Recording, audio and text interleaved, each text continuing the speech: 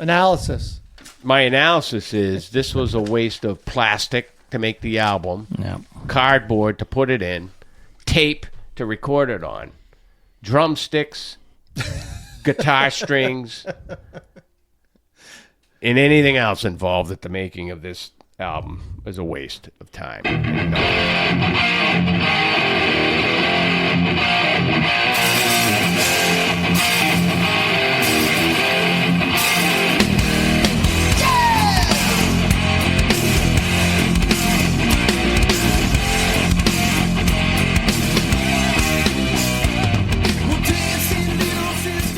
Hit record and we'll start this mofo. You good, Dennis? Yep. You good, Mark? Yeah. Let's go. All right. Welcome back to the Say What You Will podcast. We are in, what month are we in? We are in May, end of May, and reviewing May bands. By the way, I didn't push out the last podcast on the socials, so go back and listen to the previous one and tell us what you think. I'll definitely push this one out. But, all right, let's start. Beautiful night here in the cabin. Yeah, sure is. Beautiful. What do you think? What do you want to start? Nice breeze and I just had you open the window. that's So right. that's good. What do you want to start with? Freezing. Some news. Start with some news? Sure. Sure. I'll start out, if I may. Yeah. I was listening to Trunk's interview with Michael Anthony, which I thought was pretty cool, just to listen to him. I was a little disappointed because I thought that Anthony was getting into like some of the old Van Halen stuff and recording and everything, but it was like an hour and 20 minutes, and I'd say the bulk of the interview was really talking about his hot sauce and also his stuff that he's doing with Hagar now and whatnot. And then he started getting into people were asking him questions, callers were asking him questions, and he was answering them, so that was kind of cool. But one point I want to make out of that I pulled out was Eddie Trunk asked him about the Alex Van Halen book, and I see Derek smiling. I think it is going to be exactly what we think it's going to be, like a family slideshow. It's basically Their love story. It's all it's going to be, and because Anthony made a comment like that's just not. Alex isn't going to be talking. He may get into like how That's he got a lot Rich's story. But he also may get into like how if he goes into music, I think he'll talk about like how he got an endorsement with Ludwig or how those influences. But I don't think he'll get in. He definitely won't get into the drama. No. Right. No.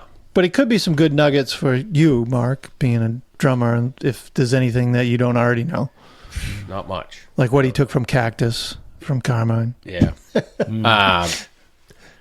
Well, I don't think you're going to get any more information than Monk hasn't already divulged in his book. He kind of brought you behind the curtain. Right. Alex, I don't think these guys want you to know half the shit that went on back then. You know what I mean? He may poo-poo some of the stuff because I've heard him talk not ill of Monk's book, but saying all these stories of Van Halen, they're not all true.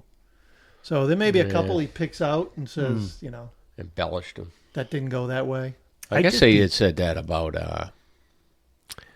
Nicky Sixx's book, that he embellished a lot of stories. Oh, the heroin. Yeah, diaries, just a lot of the heroin diaries, I guess, But to make it more interesting. Sure. Would you be interested in hearing Alex talk about like what the mindset was, for example, when they were writing Fair Warning? Oh yeah. And talking about the Yeah, song I'd rather hear that. structures. Yeah. Like that. I mean, it doesn't have to be dirt, right? No. It could just be like. But I don't know. I get the sense that maybe that's not what this is going to be about. Well, it may be some of that. Like I don't think hope you're going it to get is. into the partying and all that stuff, but you may get into like how he and Eddie met every day and how they wrote and maybe. Yeah, there might be some of that. I just hope it's not. Eddie started on drums, and then I play guitar, and I couldn't pick it up. And you know what I mean? The whole. I think there may be that chapter. You've read that. Yeah. More, 100 times. Yep. It's. I'd like to see him get it. Well, like you said, like how did you construct songs with your brother? How did you write Unchained? And does he come to you with the riff, and you go down the basement and jam it, and then bring Mike in after? What's the whole process behind it? And then the other, I think, takeaway that I left with the interview with Anthony, who it was a good interview. I wouldn't say a great one. It was a good one, but the whole.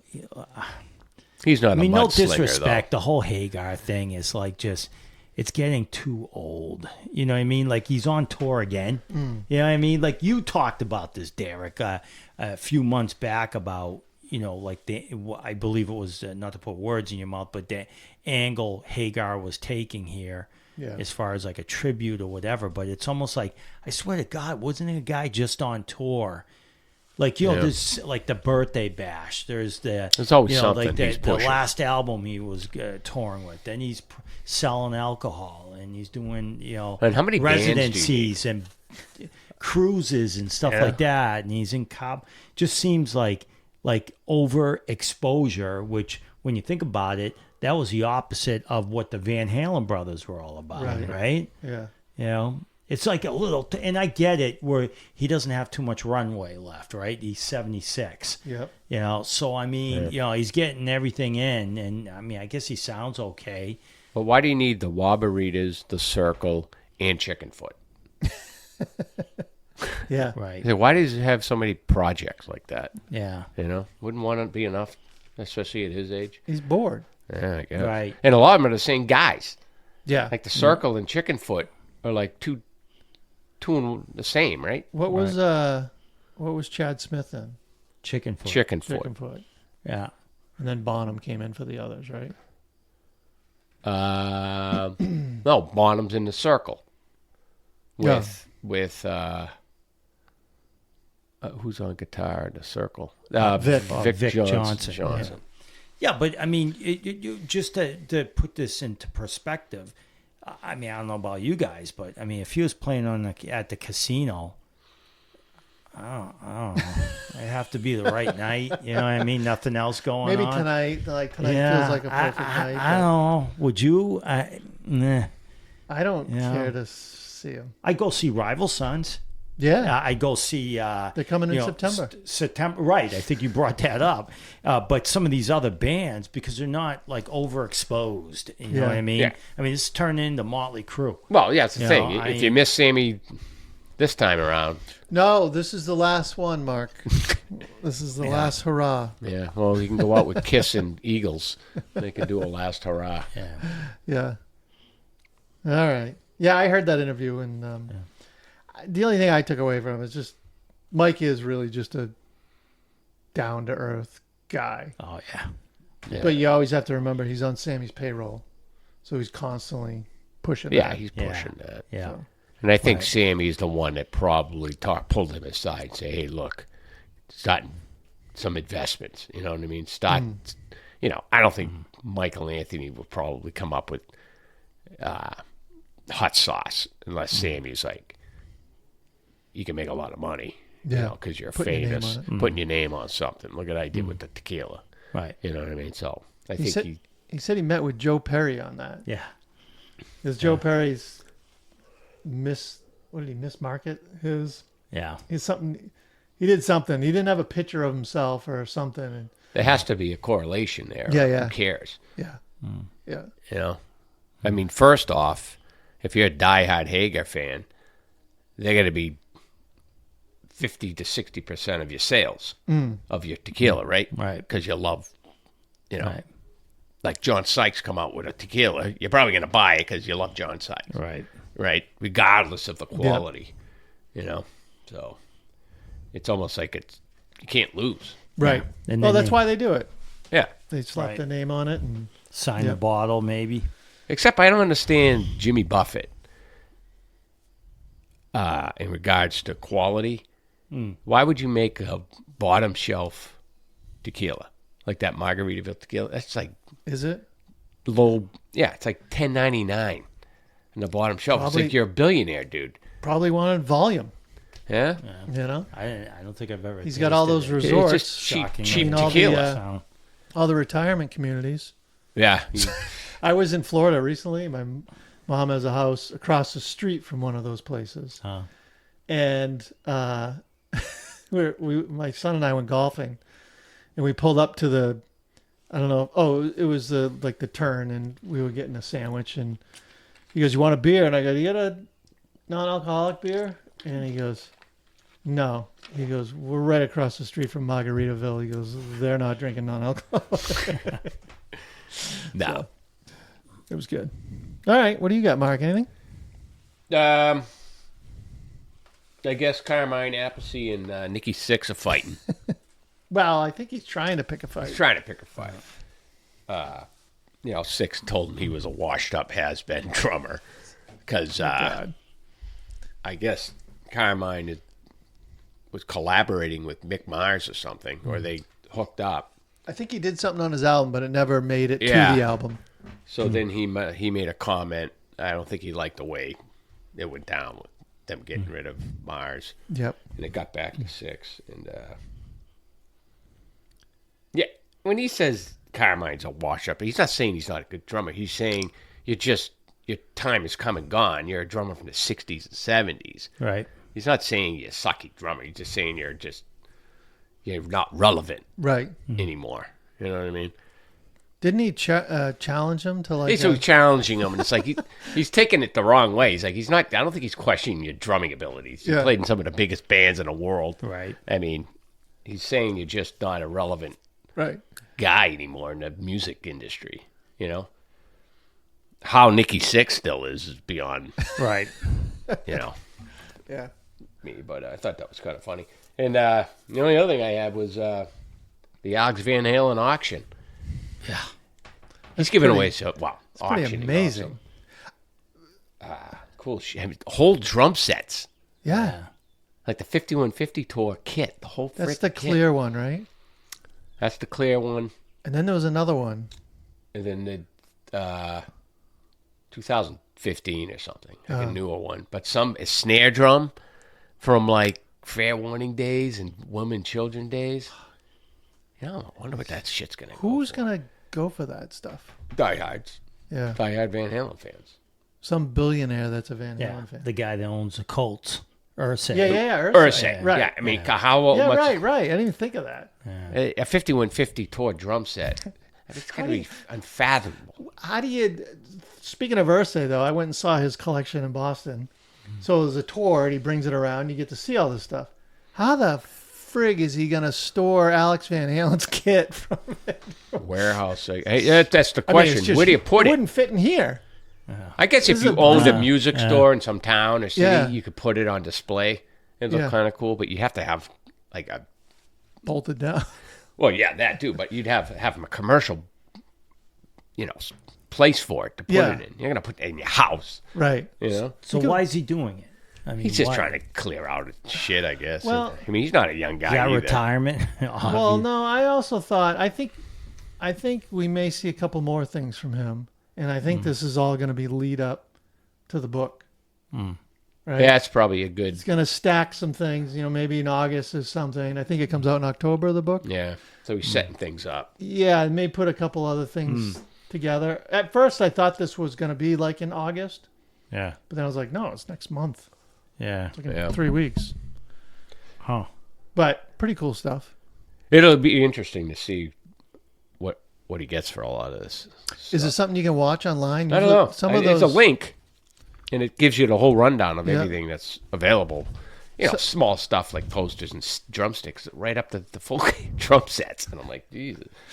So I don't know. It'll be interesting to see what they get for.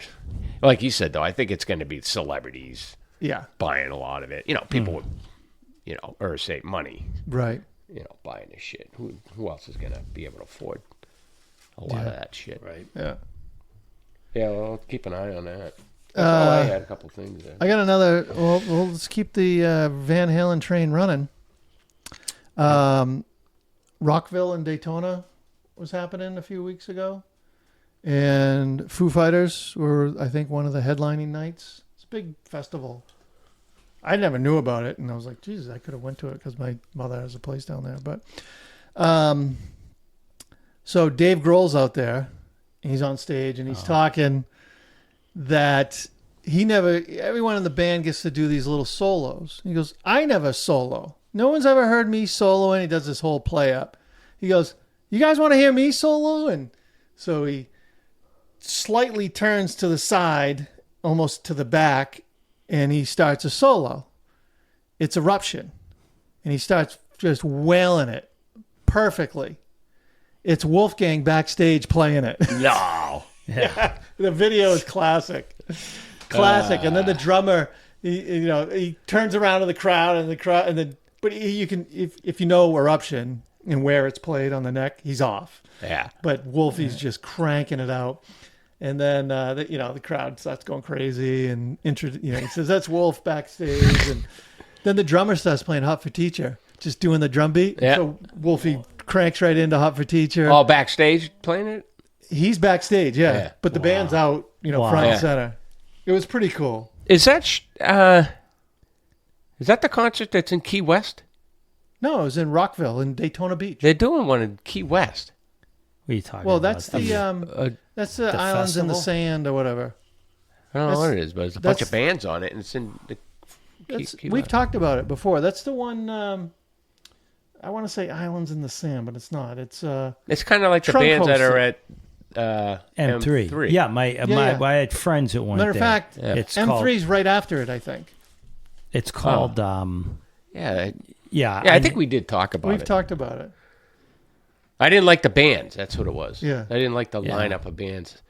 Yeah, it's the late 80s rather. Bands. But it had Sebastian Bach playing with some bands that not even in that wheelhouse. And I was like, what?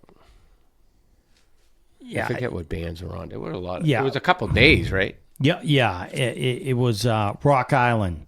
Rock Island. Or Rock That's Island it. Fest. Yeah, That's it. but it's expensive. I mean, you know. Did it already happen? I think the next one's coming up. Yeah. And I think M3's follows it. M3's in May. Oh, maybe Yeah, not. so it is already done.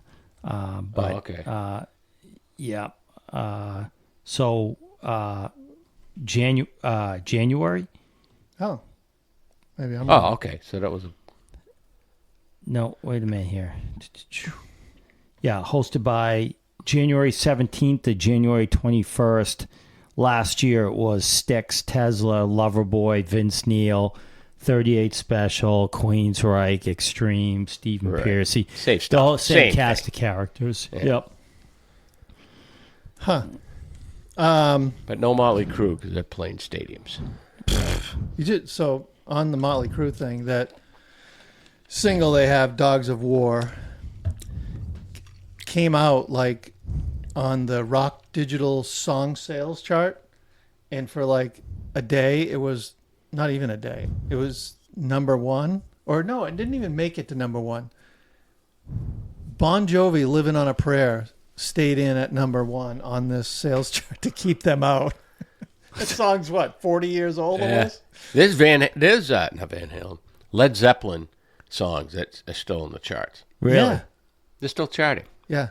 Wow. It's amazing. It's crazy. But speaking of Bon Jovi, "Living on a Prayer," I watched his documentary on Hulu. It's pretty insightful. It's pretty good. It talks about all of his, vocal issues that he's had. But what I never realized is how huge he was through the 90s. Yeah, they were big. Well, because they crossed over. Right. You could hear them on ZID and Yep. 101. Yeah. That's what they Selling out stadiums.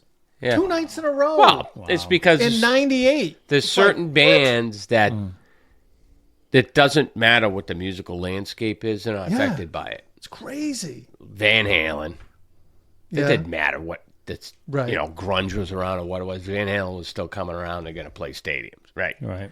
Guns N' Roses, Metallica, Bon Jovi. That didn't matter what the music scene was because they had so many fans Yeah. through the old days that, it didn't affect them. Yeah. I was just shocked. And then I mean, you knew the Slippery and New Jersey albums and tours were huge, but I never realized how huge. Like, they were just gigantic. And They were on tour for they didn't stop. 15 months. Yeah. They Like didn't over stop. a year and a half, 2 years, they'd go out and just Yeah. Road Warriors. 6 nights a week. Road Warriors, yeah. It's crazy. But good documentary. Worth checking out. You got anything, Dennis, else? No, I just Black Crows. Did you see that picture with Steven Tyler? Yeah. Yeah, that was kind of cool. Well, yeah. there's video I saw, too. Yeah, Did you see it? video. Yeah, but it was interesting. Paige was there too. Yeah. He didn't come out and He play. didn't play. No, and the interesting thing is that he didn't play with the Jeff Beck tribute either. So I don't know what's going on with. I guess he doesn't have to. He's Jimmy Page. Yeah, Do whatever the fuck he wants. maybe he is done. I don't know. Yeah. Well, he's no spring chicken He's either, right? 80. I just 80. looked it up. Yeah, He looks good for 80. Yeah, he does. Yeah, He's got a young face, looking. yeah. And you think about the stuff those guys did. Like, I mean, it gives us hope because look we're at not. Yeah, we just drink. Well, I know we don't do Drugs. 70% what they did, and they're still around. You know? Well, have you seen the video of Mick Jagger running out on stage Yeah. and singing at 80 years He's old, 80, dancing around? It's like, Yeah. who is this guy? Yeah. Like, Well, modern medicine, man. Well, he's an got a- 80-year-old don't look like an 80-year-old 30 years ago. Mick Jagger on Modern Medicine. He's dating a 39-year-old, Right. No, that keeps you young. maybe even younger. Well, so does Paige, Paige's wife is young. and yeah. so is Richie Blackmore's. Yeah. His wife is like 40. Right. He's 78, 580. Yeah, but he's dressed up as a friggin'. That's coming around. Yeah. He's got that What's coming around? Blackmore's Blackmore's something. Night. Blackmore. Candace Knight is It's the not. lead You're not going to singer. hear Deep Purple. It's medieval music. It's medieval music. Like if you're watching Yeah, like it's- Robin Hood, it's like the soundtrack to a Robin Hood movie. Yeah. They With all dress those up. instruments and shit. Yeah, they dress up like They that. dress it's up almost like this. you look like you're at production. a fucking Renaissance fair. Right. Oh, my God. Yeah. Yeah, it's- look it up when you get a second. It's ridiculous. Yeah. And he's playing. And his wife's in the band. Yeah, he's playing acoustic. He plays just, acoustic. She sings Yeah. in the my band. She's God. kind of hot. Yeah. Yep. Yeah. I give him that. Even dressed up as like a queen or So what something. you're saying Yeah, she she's dresses like she's, getting Long ready to storm the dress castle. and, yeah. stormed the castle. Oh, that's great. Huh. No, I'll have to check that out. Yeah, Mick Jagger's girlfriend. I was like, oh, my God. Yeah, but they all got. He's got daughters older than her. About Right. Hagar. Yeah. Well, Yeah. his wife's probably Well, probably late 50s. 50s, but Yeah. he's almost 80. Yeah, but Yeah. Mick Jagger's with a 39-year-old. Yeah, 30. He's Yeah. 80, and he is 80. Yeah, I saw the picture and She's hot. yeah. Yeah, but it's because he's Mick Jagger. No, I mean, look at Mark, his come face. on. She's like a in roadmap. love. She's in love. Yeah. With money. Well, he's All got got the stamina. I Well, mean, yeah, look at him. well, Yeah, dancing. He's, weighs about 102 pounds wet. Yeah. The guy is skinny as a... That's how he's dropped dead of a heart attack. I know. It's like a stick figure. Do you got anything else? Nope. The only one thing I have is Dead Daisies released a new single called Light 'Em Up. Freaking straight ahead rock in your face. yeah, that's Just just perfect. Growling vocal. T.G.'s not in it? He's on the album, I think. But I think he Oh, left. he's for out the- with Gene Simmons. He's out with Gene. right. Gene, and he's doing something else. Not the Moby Dick stuff. He's doing... That's great. Oh, I heard he's doing something else, too. But, John Corabi was on Trunk talking about it. He goes, yeah, we just showed up at the rehearsal one day, and he wasn't there. And he was gone. Management, T.G.? yeah, management came in and said, Brian's Yeah. doing blah, blah, blah. And they were like, fuck. So this drummer that's in the band was in the band before. Yeah. I don't know his name. Is that Yeah. Cliff Toes? No, because I thought he just joined... He was in Ozzy for a while. Oh, Black Sabbath. But I thought he just joined someone else's band. And maybe you're right. Yeah, I think. I don't remember. He's a basher. He's not as good as Tichy. No one's. Fucking Tichy's. That, Tommy Cliftos. Yeah, okay. Yep. Yeah. All right. Aldrich, Karabi, Lowry. Yeah, Devin. Michael Devin. Yeah. huh. Devin, Tichy follow each other everywhere they go. Like if Tichy joins Whitesnake, Michael Devin joins Whitesnake. They get gigs for each other. Oh, that's funny. I'll play the song for you after we record this. So It's good. But they're touring and they're coming in the U.S. because they were in Europe forever. No New England dates. I'm like, it's the same with come to Boston. You Right. don't have to come to New Hampshire. Tesla's not even coming around. No. I'm checking his schedule. I'm like, how do you not come at least to New England? Well, and plus, a year ago or 2 years ago, they sold out 2 nights at Casino. Yeah, I know. Right. They're not coming. I I don't know. don't get it. Unless- I'm not into seeing them as much as when they had Lucetta, because I was a big Lucetta fan. Yeah. You're not a Steve Brown fan? Mild Steve. Mild Steve Brown. I don't know. No, I'm just kidding. Yeah, I did. He's okay. Yeah. Well, he doesn't do the Edison's Medicine drum stuff. When I saw him, I was like, yeah, you're missing it, motherfucker. He doesn't have it down. No. Maybe He's a they'll add basher, too. dates. You know? Yeah. Where Troy had more technique and Feel. God, that fucking guy's good. So I wish they were coming around, too, and they're not. I'd love to see the Daisies. My brother bought tickets for Rival Sons. He bought, Casino? yeah. I told I him, haven't got them yet. I go, he might be able to get us up. So they're Sweet, playing man. with Clutch. Rival Sons? Yeah. And I they're don't know do- who the opener is. So. Well, no. So they're doing a rotation headliner. So you may get, they may just be an opener one night. But I think they're doing a pretty substantial opener, like, an hour maybe. Yeah, that would suck if they only did 45 minutes. 40. It's like, fuck. We saw that last year. Well, we told you what happened with, Wait, no. Did we see them headline last year? yeah, at this No, that's right. That's right. Worcester Yeah. Palladium. I'll tell you what happened there, right? With Queensryche. And you guys? The tickets were all bad. I thought we talked about that last Did we time. talk about it? Fraud. Tickets were Fraud. bad? They were no good. The guy The tickets you bought? sold the tickets to my brother, and then the guy still had the tickets and went to the show and got in before us. So when we got there, they scan it. These tickets are Did already your brother been just used. buy them off some schlub? Ticket. I thought he said StubHub. StubHub. Yeah. Oh, StubHub should be able to. Well, he got it back. Yeah. But he had to buy.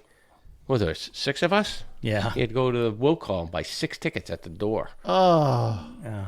That fucking sucked. But I guess he Thank got God it wasn't reimbursed. sold out. right. Yeah, I don't think you mentioned that the last time.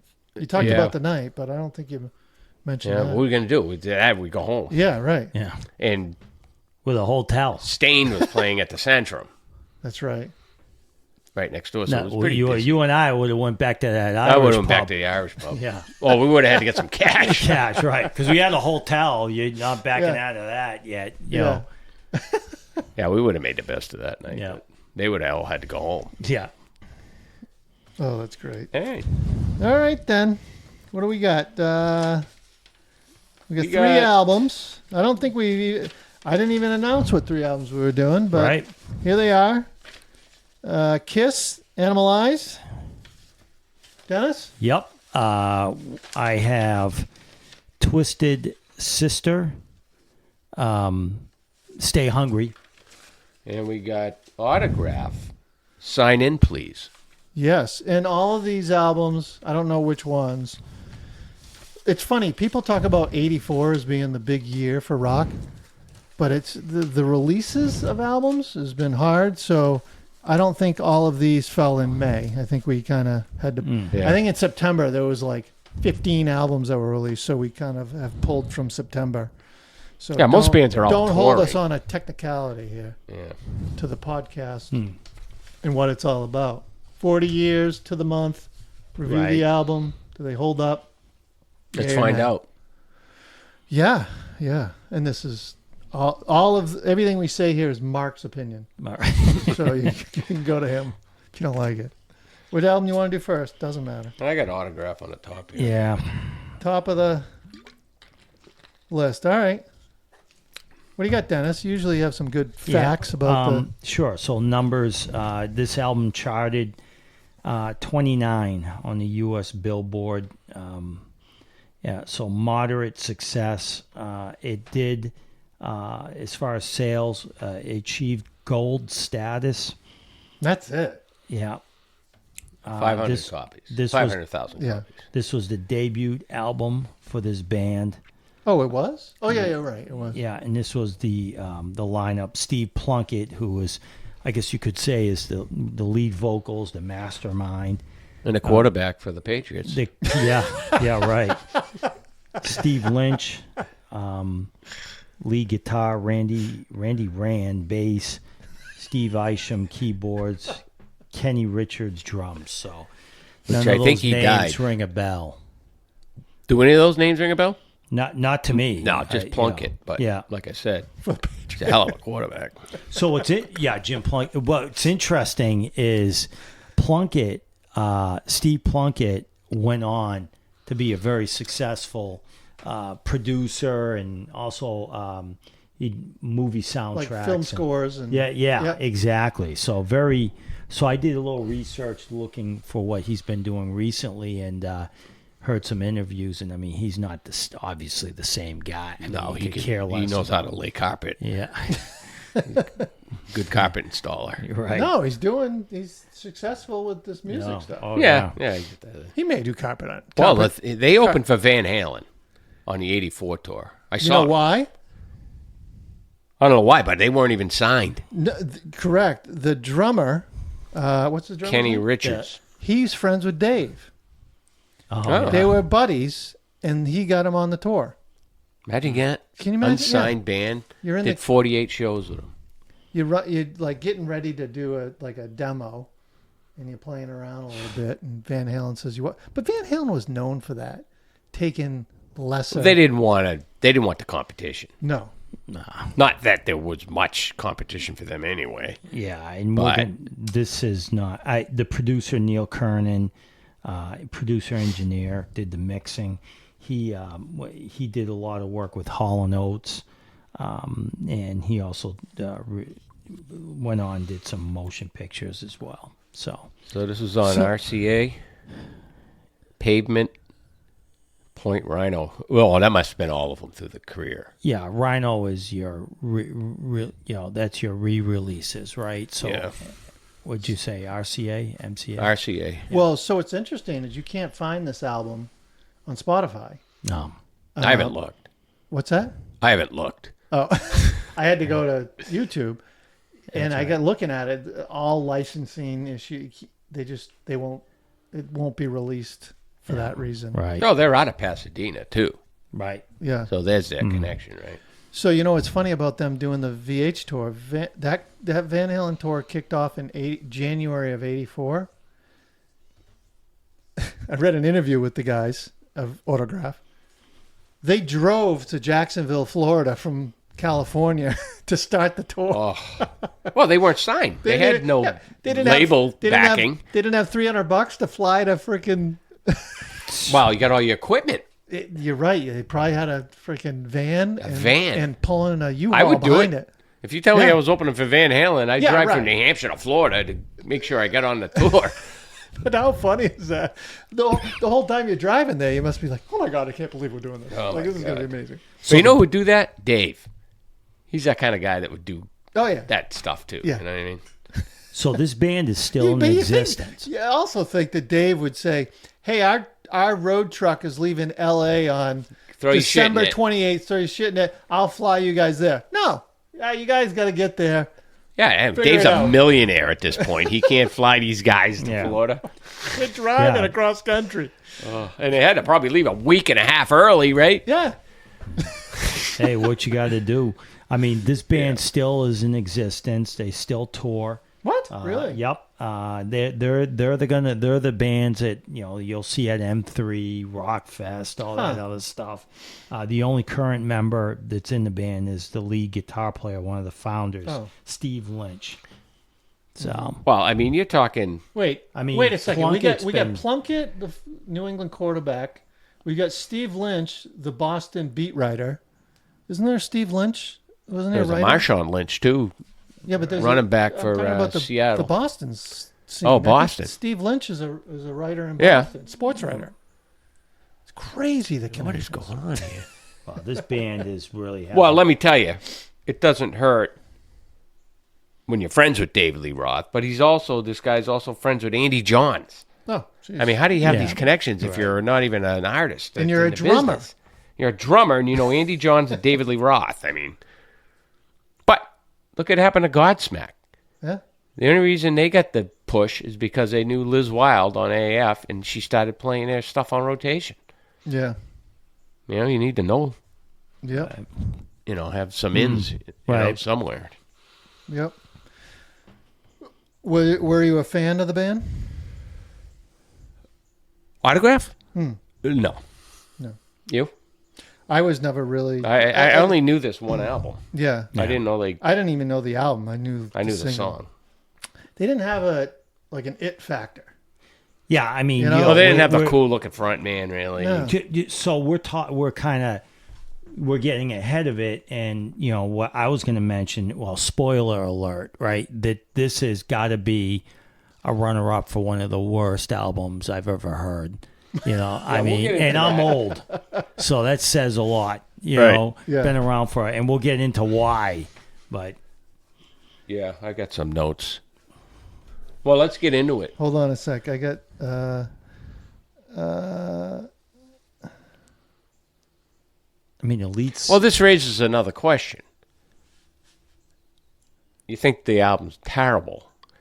How does David Lee Roth hear demos and think they're good enough to back them up on a world fucking tour? Oh, what is he hearing in it? Just you know what I mean? But probably not. Or Probably maybe a good just- friend and said, they're not gonna ruin us. Yeah. We'll let them open. So I was reading to try to find out why they weren't on Spotify, and this guy wrote. He doesn't leave a name, but back in 2022, he wrote, "Well, if the distributor is not going to change their minds in making this classic album distributed by the rock band Autograph, after 4 months of begging them to add it back in the United States on Spotify, then I guess I'll be removing them from my songs, from my like songs. My life is ruined. I just wish I could be happy again." Who is this guy? This guy signed Dennis Hebert. Yeah. This is Well, I mean, this band consummate one-hit band wonder. opened for Kiss, Motley Crue, Heart, Aerosmith, Ronnie James Dio, Van Halen, Brian. They got good gigs. Yeah. These big bands wanted them on tour with them. So they wouldn't be showing up. Maybe all of them. Yeah, maybe. All right, let's get into it. Yep.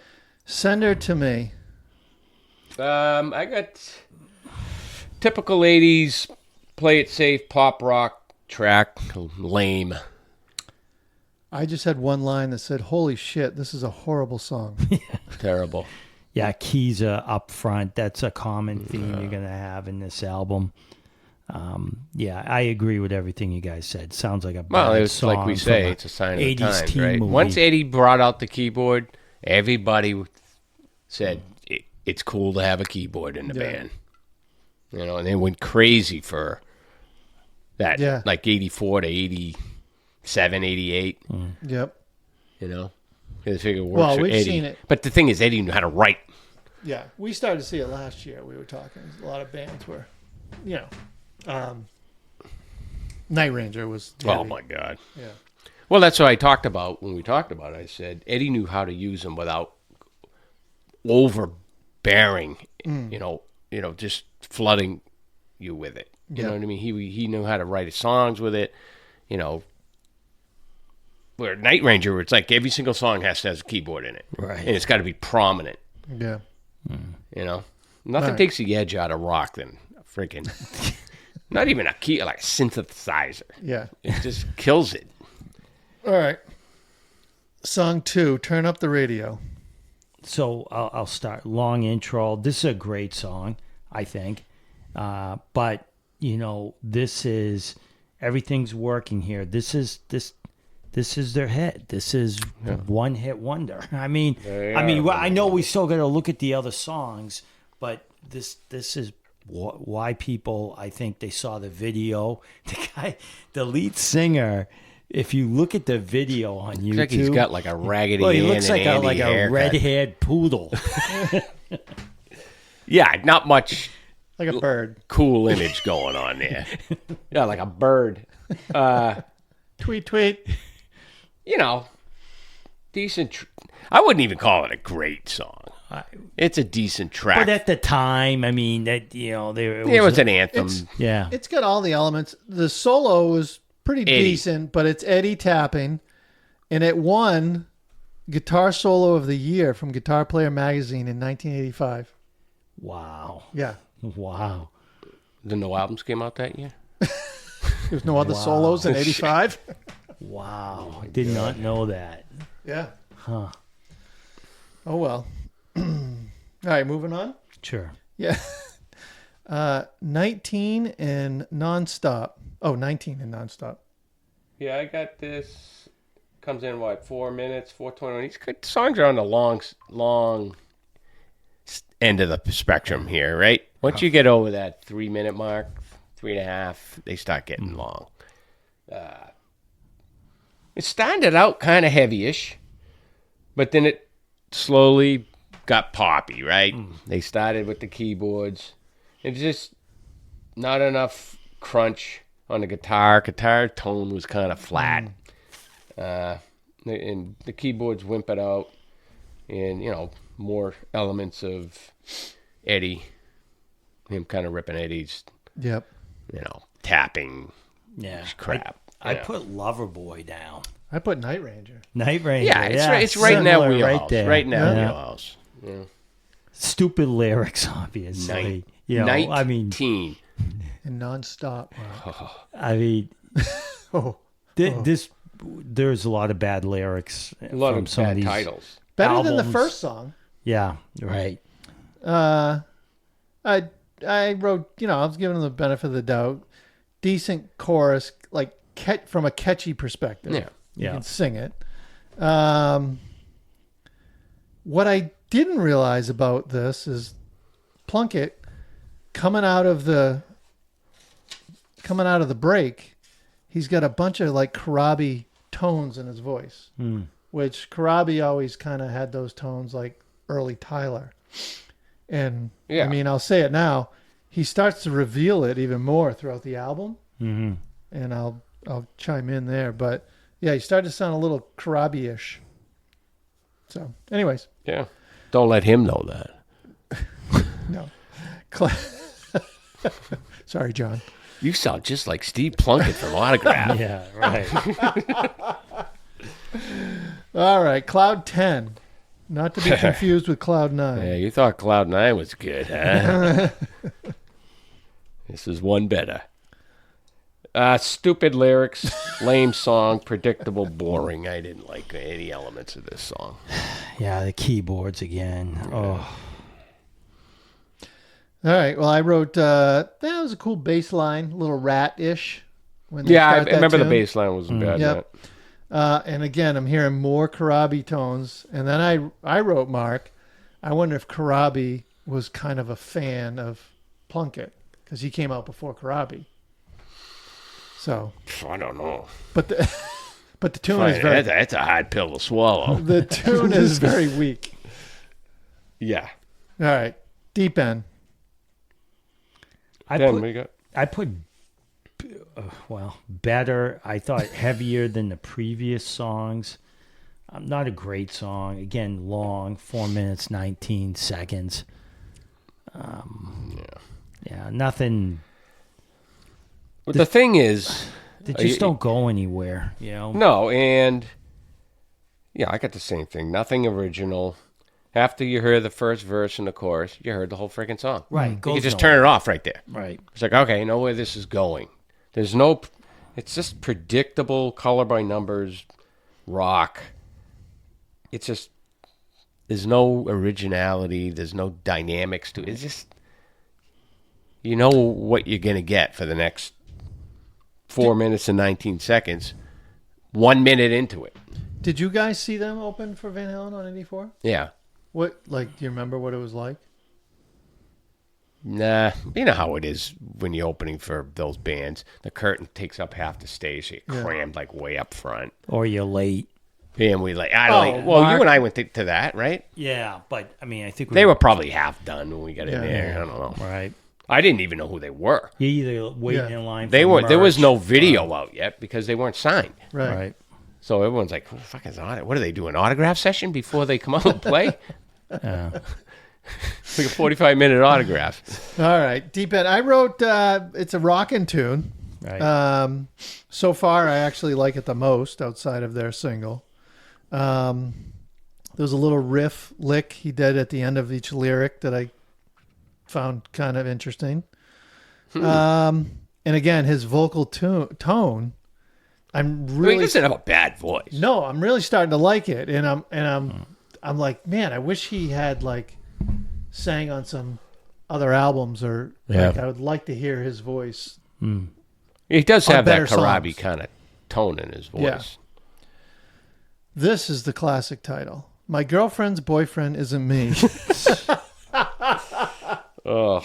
I thought that was I read that. I'm like, did I write this down wrong? What? Oh, this is the one with the bass drum intro, and then the riff comes in, Yeah. and then the keys just kill the song. It's just predictable It 80s was pop same metal. formula. Yeah. Same formula. Not a bad tune. No, Just the same old expected thing. all right. But, you know, I guess 40 years later, back then, that was fresh, right? Fresher. Yeah. But it's, I don't know. There's just no substance. Yeah. It says started off good, but when the verses started, it really took a turn. Yeah. And I wrote here, his voice is growing on me. Funny premise, really simple framework for an 80s rock song. Yeah. All right, Thrill of Love. Yeah. Don't all jump in here. I just said, now I understand why this band went into obscurity.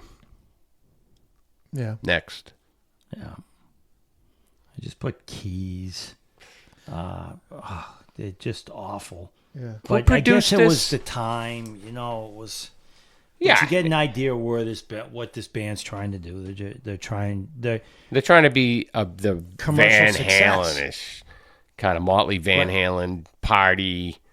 But there's more to it than just the visual aspect of a band. Right. Well, they didn't even have that. They didn't even have that. right. But just because you wear striped shirts and bandanas doesn't mean you're as good as Van Halen. Right. Right. Or A lot of them just wanted to look the part. They didn't have the writing. right. I don't know. Yeah. I wrote not a fan, chorus sucks. No, it really, really sucks. I put stupid chorus. Yeah. Yeah. Yeah. So, all right. Friday.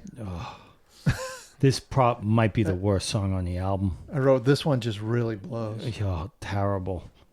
I just read the title and I said, I wonder if this song is going to be about going out and partying on a Friday night with your friends and your girlfriend. Yeah. Friday. Yeah. I mean, geez, I wonder what that's going to be A about. lot of originality. Yeah. It's like, can't you come up with anything else? Yeah. Saturday. Just bad songwriting. No, You rip one? What? Nothing. Who produced this? well, that was the Neil Kernan,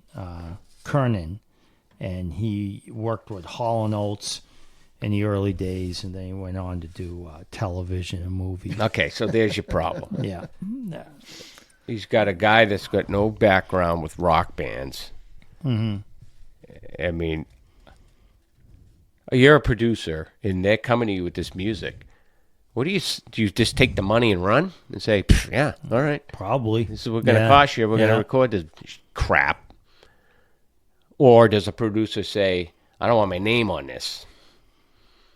Right. Yeah. You know, I don't know. Like Bob Rock, he wouldn't settle the Black Album until it was right. Exactly. Because he knew he was on it. His name was on it. You know? Yeah. Some producers, I just don't give a shit. Well, it was almost like the songs were just, there wasn't a lot of thought. This isn't creativity. You know, this is not artistic. It was almost like, we need 5 guys. We need to do 2 videos. And we're going to get you on stage. And then last came the music. Yeah. All right, now let's try to write something quickly. Wait. All right. You said 2 videos. They had another one? Uh, Is that what you said? I did. I thought there For were this 2 album? videos. Yeah. No, maybe you're right. No. Turn up the rate. Yep. Yep. We're But not to even turn that around to the artist view, don't want to do that because you get this one shot and you come out with a shitty album and it costs you your career. Yeah, I'd be well, like, I want to take my time on my first album. Yeah. You know? We're out with Van Halen. We're going to be huge. That's what they think. Yeah. Probably. Yeah. All right. I think we haven't. Let's get through this. In the Night. Did we already do that? No. Oh. I just wrote pass. I Yeah. just said more pussy pop rock.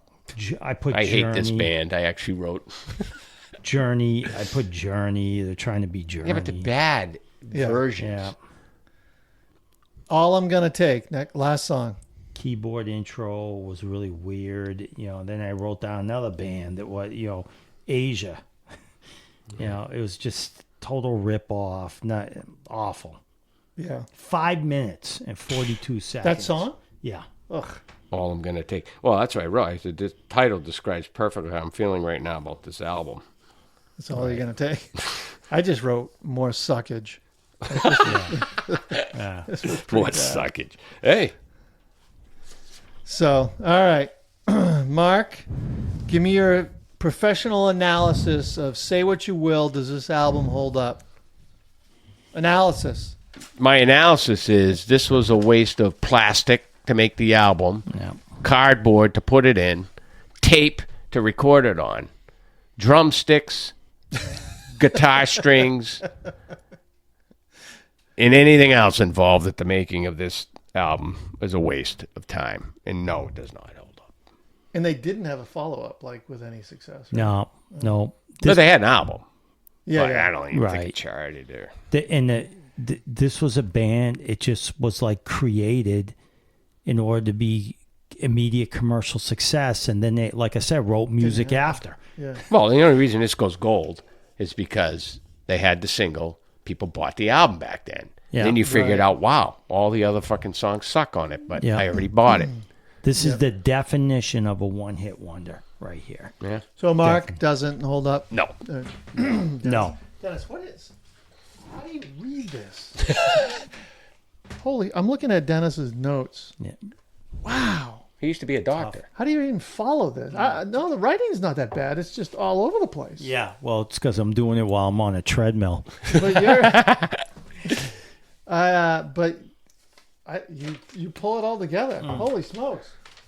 I wrote, not a fan.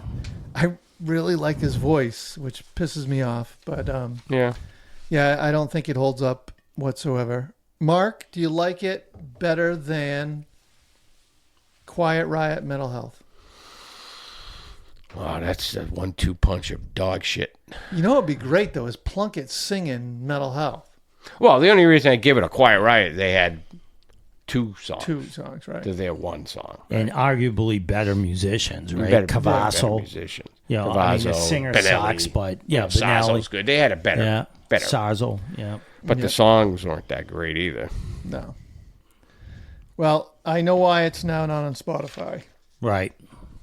Yeah, exactly. All right, next one. You want to go to Kiss? Sure. Animalized? Sure. Yep. Let me pull that one up. Dennis, what's your crack reporting on this? Okay, so charts. U.S. Billboard 19. The U.K. they hit number 11. And this, as far as sales was concerned, platinum. Yeah. This was the introduction of Mark St. John Correct. on guitar. And this was their 12th release at the time. Okay, so this band's been around for a long time. Yep. In their top 10 album sales, where do you think this lands? Animalized? This is post makeup, right? Good question. I have it in front of me. I'm just... Okay, no, it's a good question. Yeah. I'm going to say 9. Mark? Whoever's closer without going over. What do you say? What, the record sales? Yeah. Top 10 in the top out of 10 albums. Out of the 10 albums? Yeah. I would say 5. Wow. Interesting. It was number 8 in record sales. We're in between. 5 was Smashers, Trashes, and the Hits. And Dennis was Rock and Roll All Over. 76. So, sorry. Just to finish, Mark mentioned Mark St. John, but Eric Carr was on drums. Yeah. On this one. Yeah. Is this, Yeah, he is was it- on is the this one first before. one? He was on... Creatures? See, I don't know, because some of these albums, they put like Peter and Ace on it, but they weren't in a band. Lick It Yeah. Up was before this. Yeah, Lick It Up was Carr. Carr, yeah. Yeah. Wait. When did Lick It Up come out? We didn't do that, that did was- We but- did Lick It Up. I thought We we- liked it. Yeah, yeah. Wait, I thought we liked Creatures too, a little bit. Oh, was it Creed? Which That one? was 82. Yeah, Kiss Lick It Up was before this one. Yeah, 83. Yeah, what was that album we liked from them? We were surprised. Creatures, 82. Lick It Up, 83. So we must have done it last I don't year. remember Lick It Up. Well, we just did it like a few months ago. That's correct. Yeah. Yeah. Who are we? So Where am I? Where we go? that was the one with Vinnie Vincent on. Yes. Yeah, Oh, Vinnie look at the Vincent tracks, was on because there. I'll remember the tracks. All right. Desmond Child on this album. Oh, this Yeah. album wasn't good. Nah, I don't remember. I don't think we liked yeah, Which one? Lick It Up. Look it up. No, I don't think we did. No, Go back and listen. I don't know what number it is. what's that? The podcast. Uh, But you don't have to listen, Dennis. I'm telling the audience to go. right. No, I'm trying to figure that when we did that, But maybe you should go back and listen. We'll quiz you on the next month. sure. So yeah, Desmond Child helped write a few of these tunes. Oh, he's the saving grace for half of these bands, right? Yep. So that guitar player got in like a fight halfway through the album, and I think he was booted, and I don't think he finished the album. He had he died, right? I don't know if he died, but Mark St. Derek John? is correct. They were really struggling with Mark St. John, and He was like a nobody too. in a recording process, right? Yeah. Yeah, he died in 07. Oh, wasn't it? It was like mysterious. What Look says? that up. I think I was reading that. It was- Oh, St. John died suddenly under murky circumstances in April 07, several months after being badly beaten up during a brief stay in Orange County Jail. yeah. So somebody took him out. Right. Huh. Yeah, he was a little messed up. The guys didn't. I read that Stanley was having trouble with him, Yep. and they were coming off. The thing about this album too is one of the reoccurring themes with St. John is the guitar solos. I think you're going to notice are a little bit tamed or toned down a little bit because they're coming off that, Vinnie Vincent, the one before where he was just Ripping on it, ridiculous. Yeah. I mean, long guitar solos. So they went from one extreme dealing with that to really, trying to control that piece of the music. Yep. Oh, What? You all right? so he told a guard in jail that he stole crackers from an inmate, and how he was scared for his life. So the guard went and conspired with the inmates, and 20 of them stabbed him with pencils, Oh, like over and over and over. Jesus. Over crackers. Over crackers. Well, I think it was the ratting out. Or Oh, whatever, right. Whatever he did. Right. I mean, what's he doing in jail? Yeah, right. Does it say? Probably drug possession or something. Could have been like Jack Russell, who shot through a door. I was reading. I read that. I'm like, what? Jesus. All right. Any more background on the album? So, yeah, well, just quickly, Gene, this was a challenging album. From what I read, Paul Stanley was frustrated with Gene because Gene pretty much was not into this recording process, because it was back in the time where he was doing a lot of acting. Yeah, And he was in.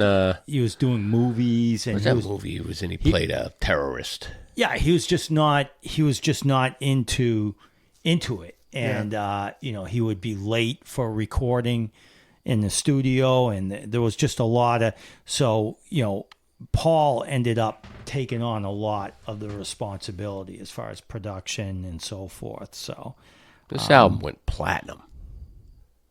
yeah, Million Yeah. copies. So did they tour with that guitar player? I don't know. Did St. John's go on the road? I don't think so. I don't know. I didn't go to this tour. I didn't see them until, what was the album after?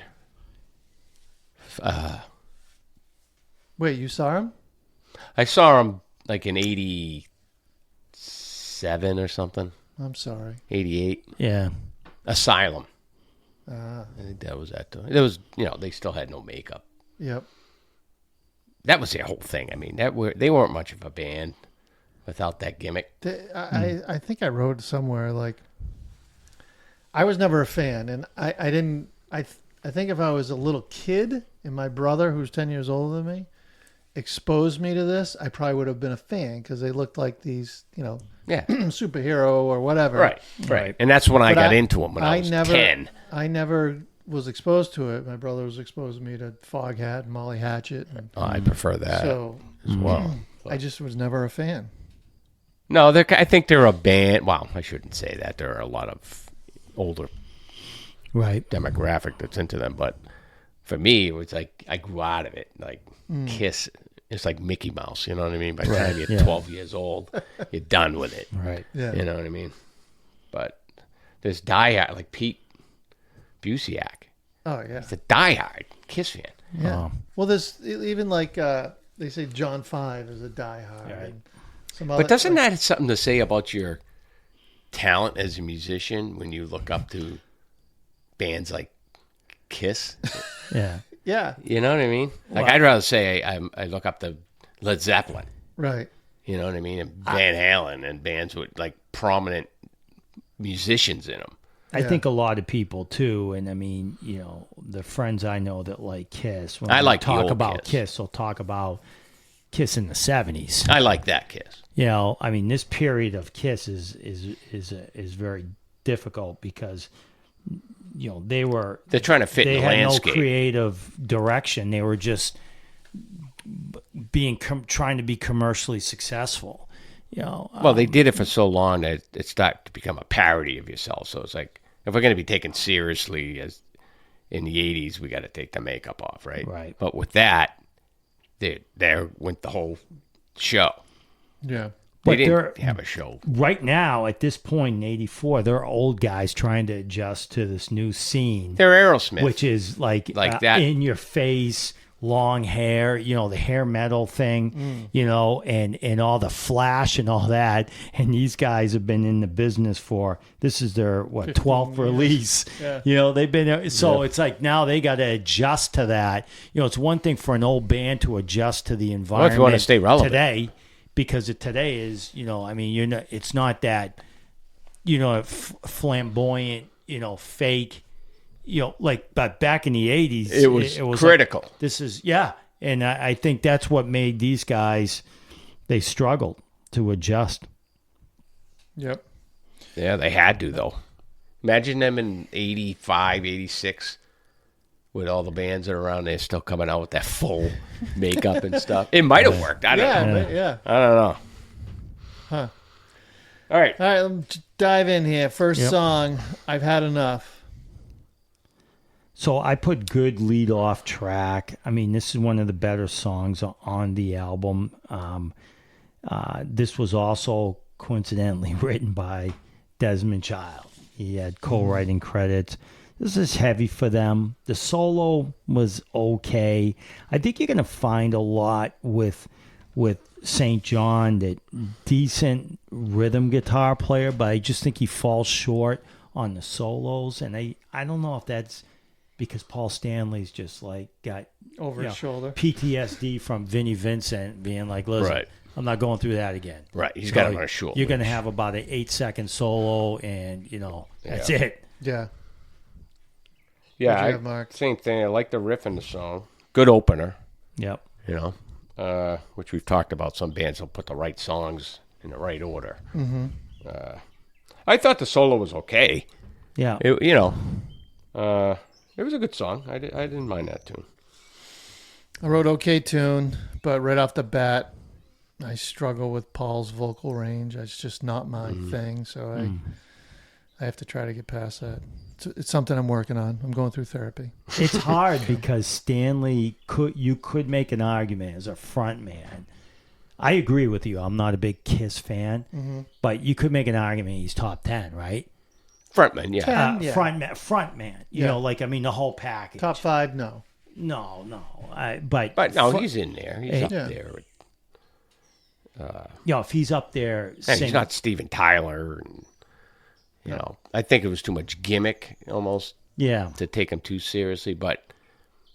And he played guitar. He always had a guitar on.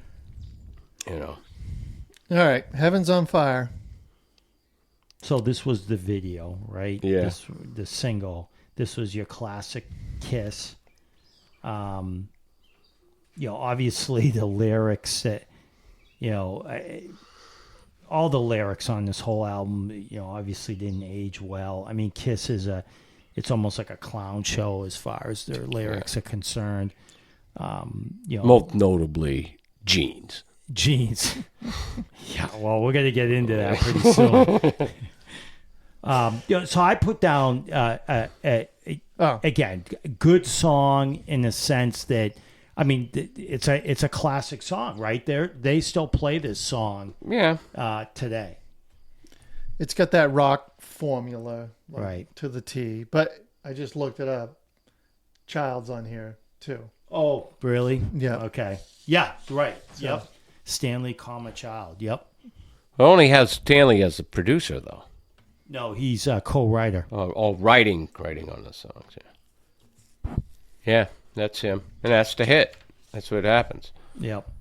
I don't know. It's a typical Kiss track. I mean, they're not paving new ground.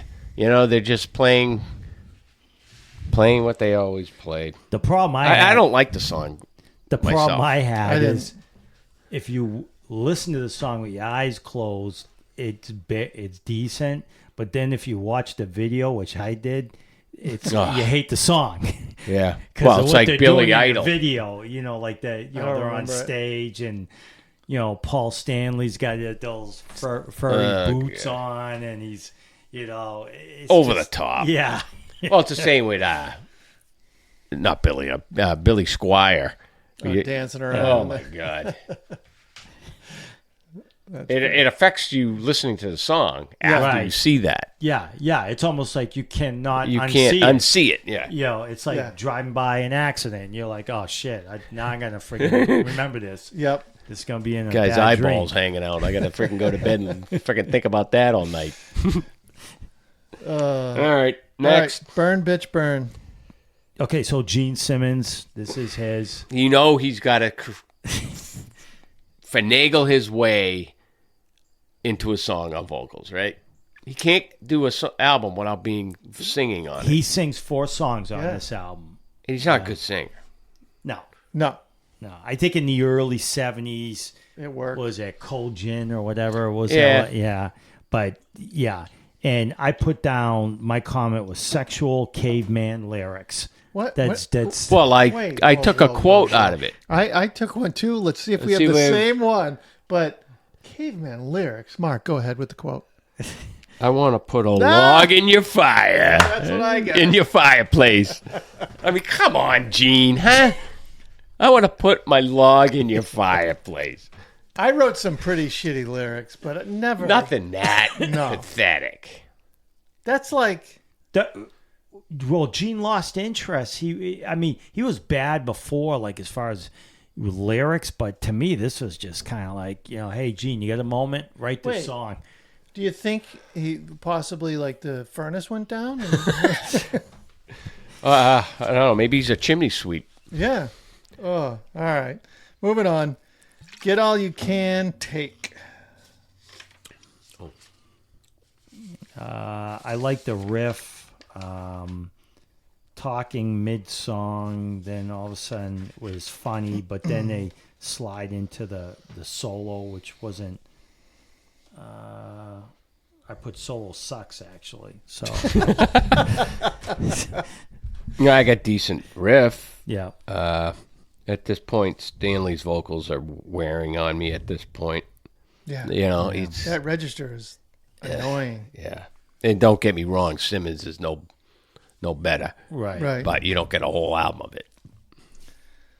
I wrote, now here's a great riff, but I'm not a fan of the song. No, the riff was pretty. Like riff you was said, good. Dennis, his rhythm playing is decent on his album. Right. All right. Next one. Lonely is the hunger. The Hunter. So Hunter. Sorry. So this is Gene again. And It is. I put down, I didn't think this was a bad song, but Gene singing it just killed it. Yeah. And then I thought it was almost like old Sammy Hagar, like an old Sammy Hagar riff. That's what I wrote down. I don't know. That's what I heard. I just said it was a forgettable filler track. You're not going to remember that song. No. 10 minutes after you listen to it. So the song has a cool little riff, but the vocal melody they try to lay over it, it just feels so disjointed. Right. Like Yeah. I've got this great riff. All right, we can't let it go. We gotta try to get some vocal. Like it just seemed forced, and I don't know. And the thing is, if you got Desmond Child in the studio, why don't you have him help out with more than 2 songs? Right. Yeah, Obviously this band's I not. didn't want to pay him. But the millionaires. Yeah. You can't pay the guy. I mean, look at it did for Bon Jovi. I know. They were smart. Right. Yeah. There's no way they're getting as big as they are without Desmond Child. Right. There's no way John Bon Jovi, Richie Sambora is writing Slippery When Wet Or New Jersey. by themselves, and it'd be that successful. Or New Jersey or whatever. In that Bon Jovi doc, I didn't realize that Alex John Such never played on any of the albums. Yeah, he did. No, he didn't. There was this guy, I forget his name. He's in the doc. He's in John's band. He's in the band now. But Alex died. Alex Johnson. I was thinking Tico Torres. Oh, no, Tico. And Tico's like 15 years older than all of them. Yeah, he's old now. He's old. Well, the same with Fred Curry. Right. He didn't Knew play that. on any Cinderella till long. Yeah. No, after that, Long Cold Winter, the next one. Yeah. I don't So, get yeah. that. I'd be like hurt. Like, wait a minute, am I in this band or not? Yeah. And it's not like these songs are intricate. Where are you having a problem playing "Save Me"? It's pretty straight ahead, unless he could keep time. Yeah. It's not Rush. Right. Right. There's no time signature change. There's no time signature. I don't know. Anyways, so the vocal, forcing the lyric over it. I like the little fast riff in the section heading into the solo. That was about it. But all right, next song 6, Under the Gun. So I thought this was like a total rip-off, the Motley intro for Red Hot. Red Hot, yeah. Yeah. Oh, really? Double With bass. Yeah. Same thing, They same were feel. Yeah. I like the riff, though. Yeah. I mean, here's Eric Carr, right? What do you think Eric Carr, Mark? What, as far as a drummer? He's a Fred Curry, Okay. where he's just meat and potatoes, lays down. These guys aren't technical. How was he on? I think he was on. Wasn't he on Badlands? That was Eric Singer, Oh, that's Eric Singer. who's in Kiss now. Yeah, right. Okay, I'm confusing. Yeah, Eric Singer. Well, Eric Singer too is just a rock guy. You know, Yeah. just bad. They're not teachy Right. ability. These guys, you know, but they. I mean, you don't have to be that great to play in Kiss. Right. Yep. You know, you just got to be able to lay down the groove. The double bass was good in this song. I think this was my favorite song on the album. Right. Although, yeah, it was kind of a nod to Red Hot. Yeah. Obviously, the intro. I read a review too on this where they said you try to pick out the '80s rock band they're trying to rip off. You know, like there's a Twisted Sister. The guy said there's a Twisted Sister song in here. See if you can find it. There's a Motley Crue song on here. See On if you Animalized? can find it. Yeah, and it's wow. and we did find it. Well, Under we the found Gun the is Motley Crue. Yeah. So Huh. yeah. Anyways, All right. Thrills in the Night. so I had that there was a video for this one. But I don't remember the video. I couldn't find it. Just boring. I thought this was a really bad song. I whatever. You know. I like St. John's, guitar rhythm on it. Yeah. You know, he seems to hold that together somewhat. Vocals will ruin it for me at this point. I'm just so done with Yeah, that's Paul Stanley's Stanley. voice. Yeah. There is a video. And the chorus is super cheesy. You watch the video. I'm like doing a preview of the video. You watch that and you're like, this is an amazing tune. I don't have the volume on. Like you. Oh, watch- yeah. You're looking at The the video. stage and the everything. It's like, production, whoa. Wow, this is going to be good. Yeah. And it's like, oh, let's put it back on mute. I wish Eric had some more drums though. Holy smokes. Yeah. Is that the one where he's on a tank? No. Didn't he have a drum set on top of a tank? This or one's one of- all live, it looks like. What are we on? Thrills in the Night? Yep. I just really like the solo, but not the tone, and that was about it. Very insightful from my end. Okay. Well, you agree with us, then. That's, All right. While the City Sleeps, Dennis. This was Gene again. Ugh. 3 minutes 41 seconds. It's funny. The songs that Gene writes is the songs that Gene sings. Mm-hmm. That's one of the reoccurring themes. Yeah. And I remember that with the "Lick It Up" too. It was the same thing. And they suck. I don't mind the riff here, but it's it's a bad song. God. You're watching the video. Paul Stanley is the goofiest looking guy I've ever seen. He's not a good looking guy. No. You might want to put that makeup back on. All right. While the City Sleeps, Mark. Do I have to? I hate Simmons' voice. I put that down. Vocals ruin these tracks. Okay, St. John's guitar work. He's the only thing kind of keeping this album glued together. The not really the solos, just the rhythm tracks. That's it. Yeah, nothing unique about these songs. For whatever reason, I don't know. This seems like it happens on all Kiss tunes. They try to throw in like these different changes of timing. Like in the middle of the song, they'll do dun, dun, dun, dun, dun,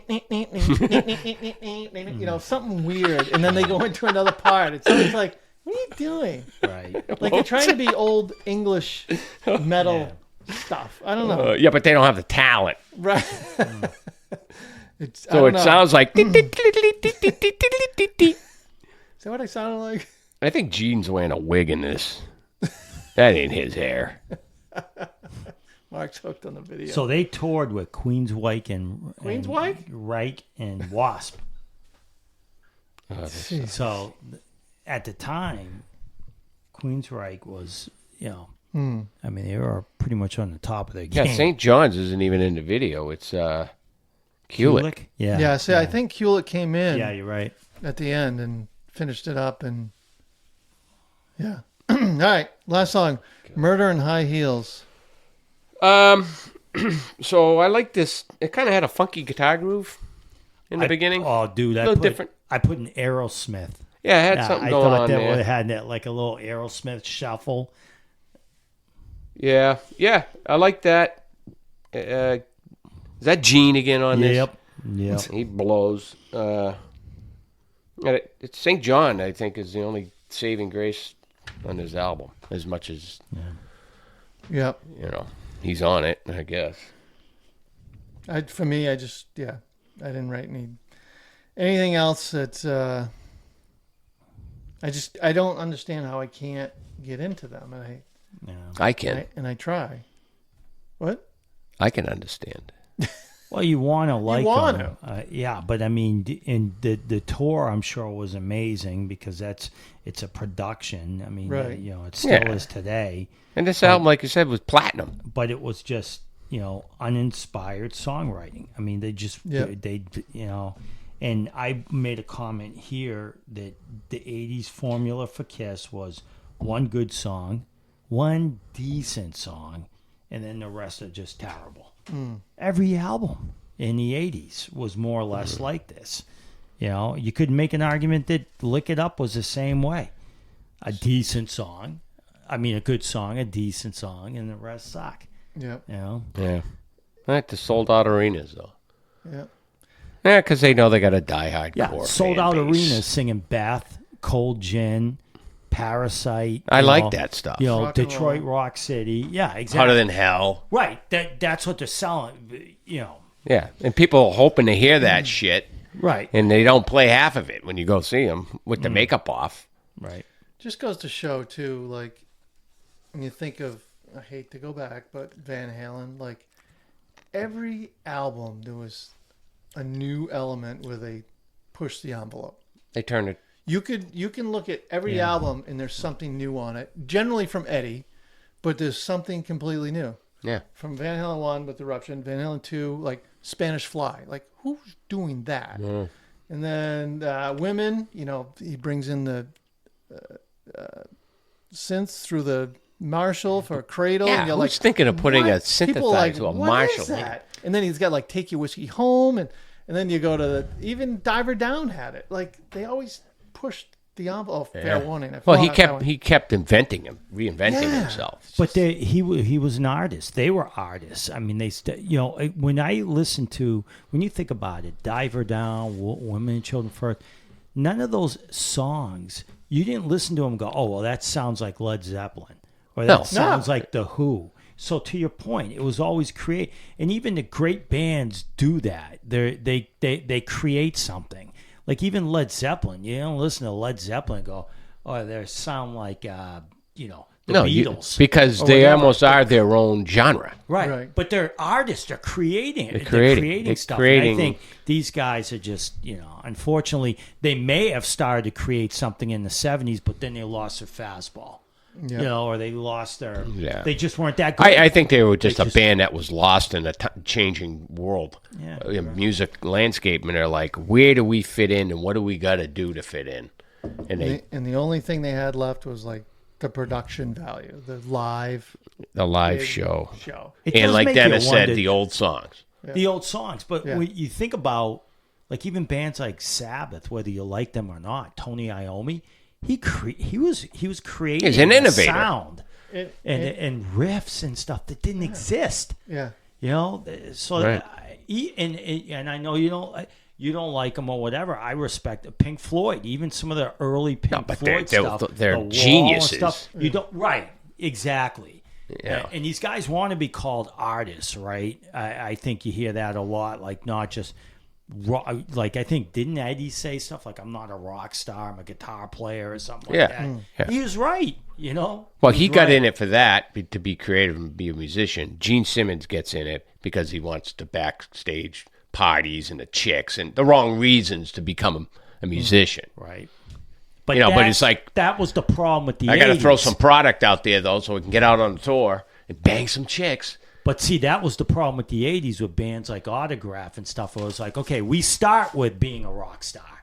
Then we work down from right. Well, wait a minute. You got to know how to play the instruments and write music. Well, bands had the inclination that Van Halen's signed, and now we're signed. We're as talented, as good as Van Halen because we're on a record label too. Right. You know? What are you talking about? Like Danger, Danger? All those shit bands. Right. Wild Boys. It's like, we saw them. They could barely. We see them in Florida? No, we opened for them. We did? At Decadence. And maybe we stayed and watched after. I don't remember that. And they were horrible. Really? Like to the point where they could barely play the instruments. People paid money. They looked like sixth graders playing. I'm going. In front of people. In front of people. Full club. Yeah. Full of people. And the drummer could barely keep a beat, but they all look like Bret Michaels. Oh, okay. Right. Wow. Right? Yeah. That's what they were throwing out. That's the product that the record labels were throwing out there. Jesus. They were awful. Wild Boys. Horrible. I got to bring that album up. All right. Say what you will, Dennis. Nope. Does it hold up? No. No. Double nose. Mark. I think if it had one more song. Yeah. I mean, I don't like Heaven's on Fire, but it was a hit. I Yeah. like that other one with the double bass. If they had one more, I would have said, okay, 3 songs on this album, I would say yes. But it's a no for me because it's just not enough material. Yeah. No for me. Again, I wanna like their shit. Yeah, but that's not the stuff you want to get into Kiss. No. Anyway. No. Like I said, I think we liked Creatures more. Creatures was a better album, And for we- sure. Yeah. Songwriting. All right, moving on. Twisted Sister, Stay Yep. Hungry. Dan, you got any... So insight? here are the numbers, folks. You're not wearing your... Don't you have a Twisted Sister hat? No, I you have don't. a Faster No. Pussycat hat. Yeah, that's right. Charts, U.S., Billboard, hit 15, UK 34.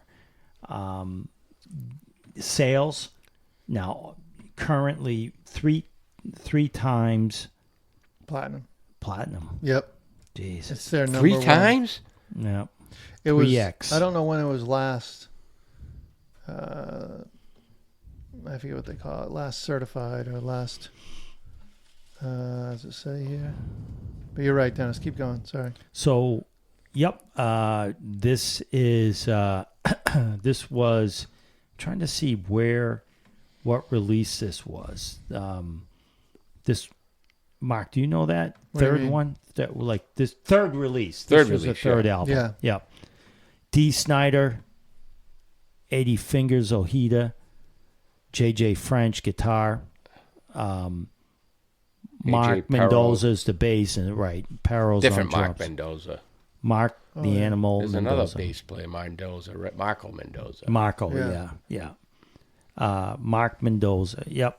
So, what I was interesting looking at this, the making of this album. Oh, this is Werman, Yep. right? Yeah, right, yep. And they had a little problem with him, by the way.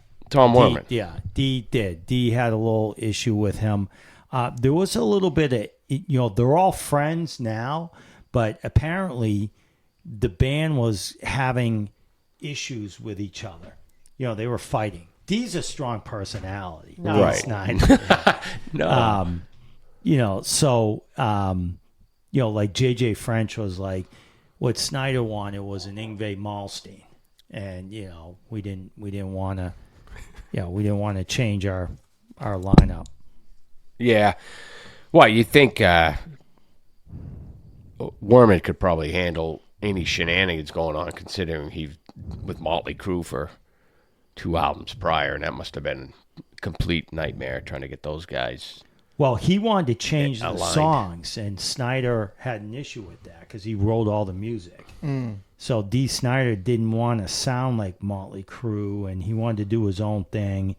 And Well, they definitely had their own thing. he actually wanted to work with Bob Erzin, but Bob Erzin at the time was had a commitment with Alice Cooper. So Right. they just but that's who the reason why Dee wanted to work with Erzin is because he's a huge fan of Alice Cooper. Which is obvious.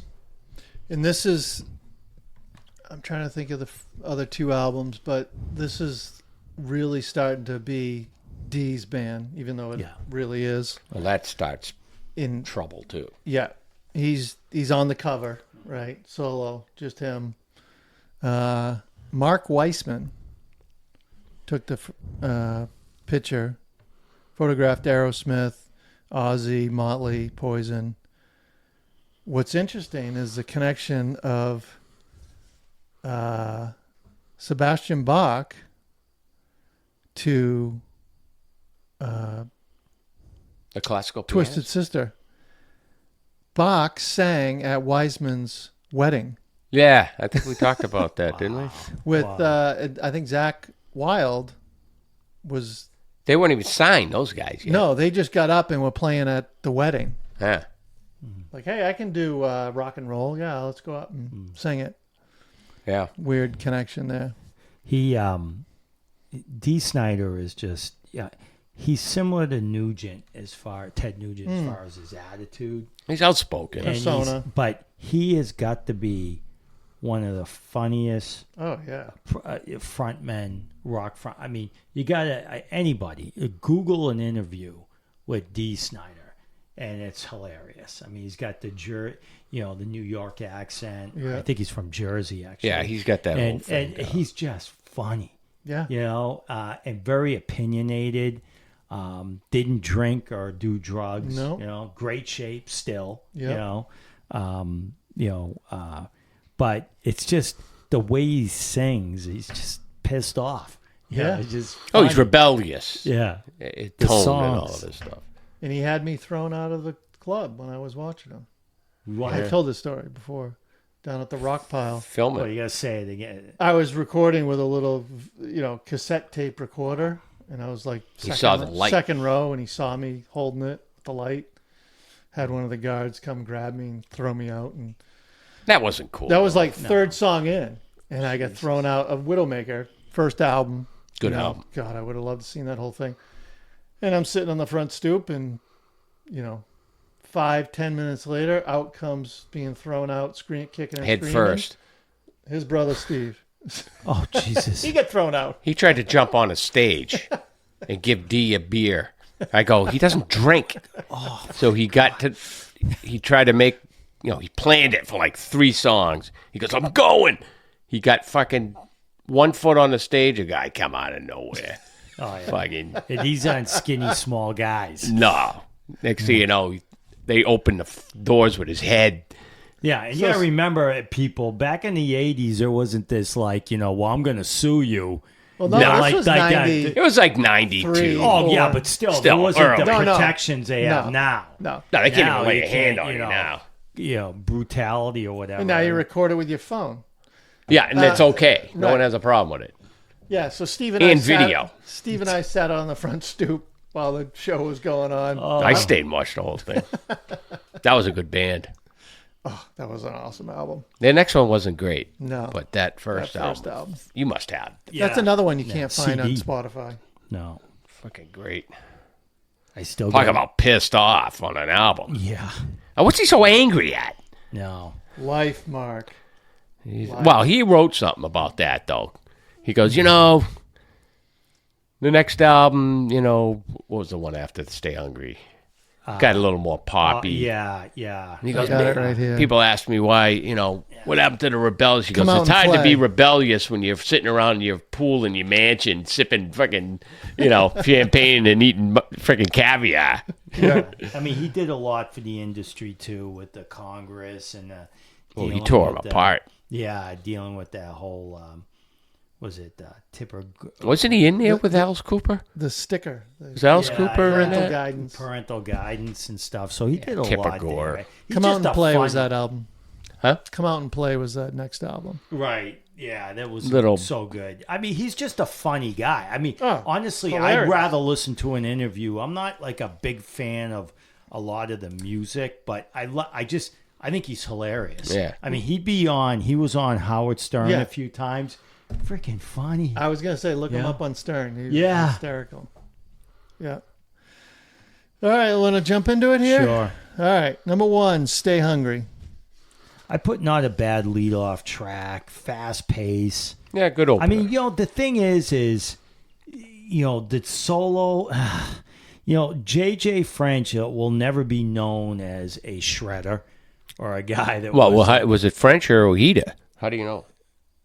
J.J. was on the Stay Hungry, the solo on in the Stay Hungry song. I don't know about the rest of them. Okay, I didn't know. Yeah. Well, they rotate, but I just didn't think that, I think JJ's a decent rhythm. He's a rhythm guy. Yeah. He's a rhythm player. Yeah. See, if you look at lead guitar, Stay Hungry, co-lead. Yeah. Okay.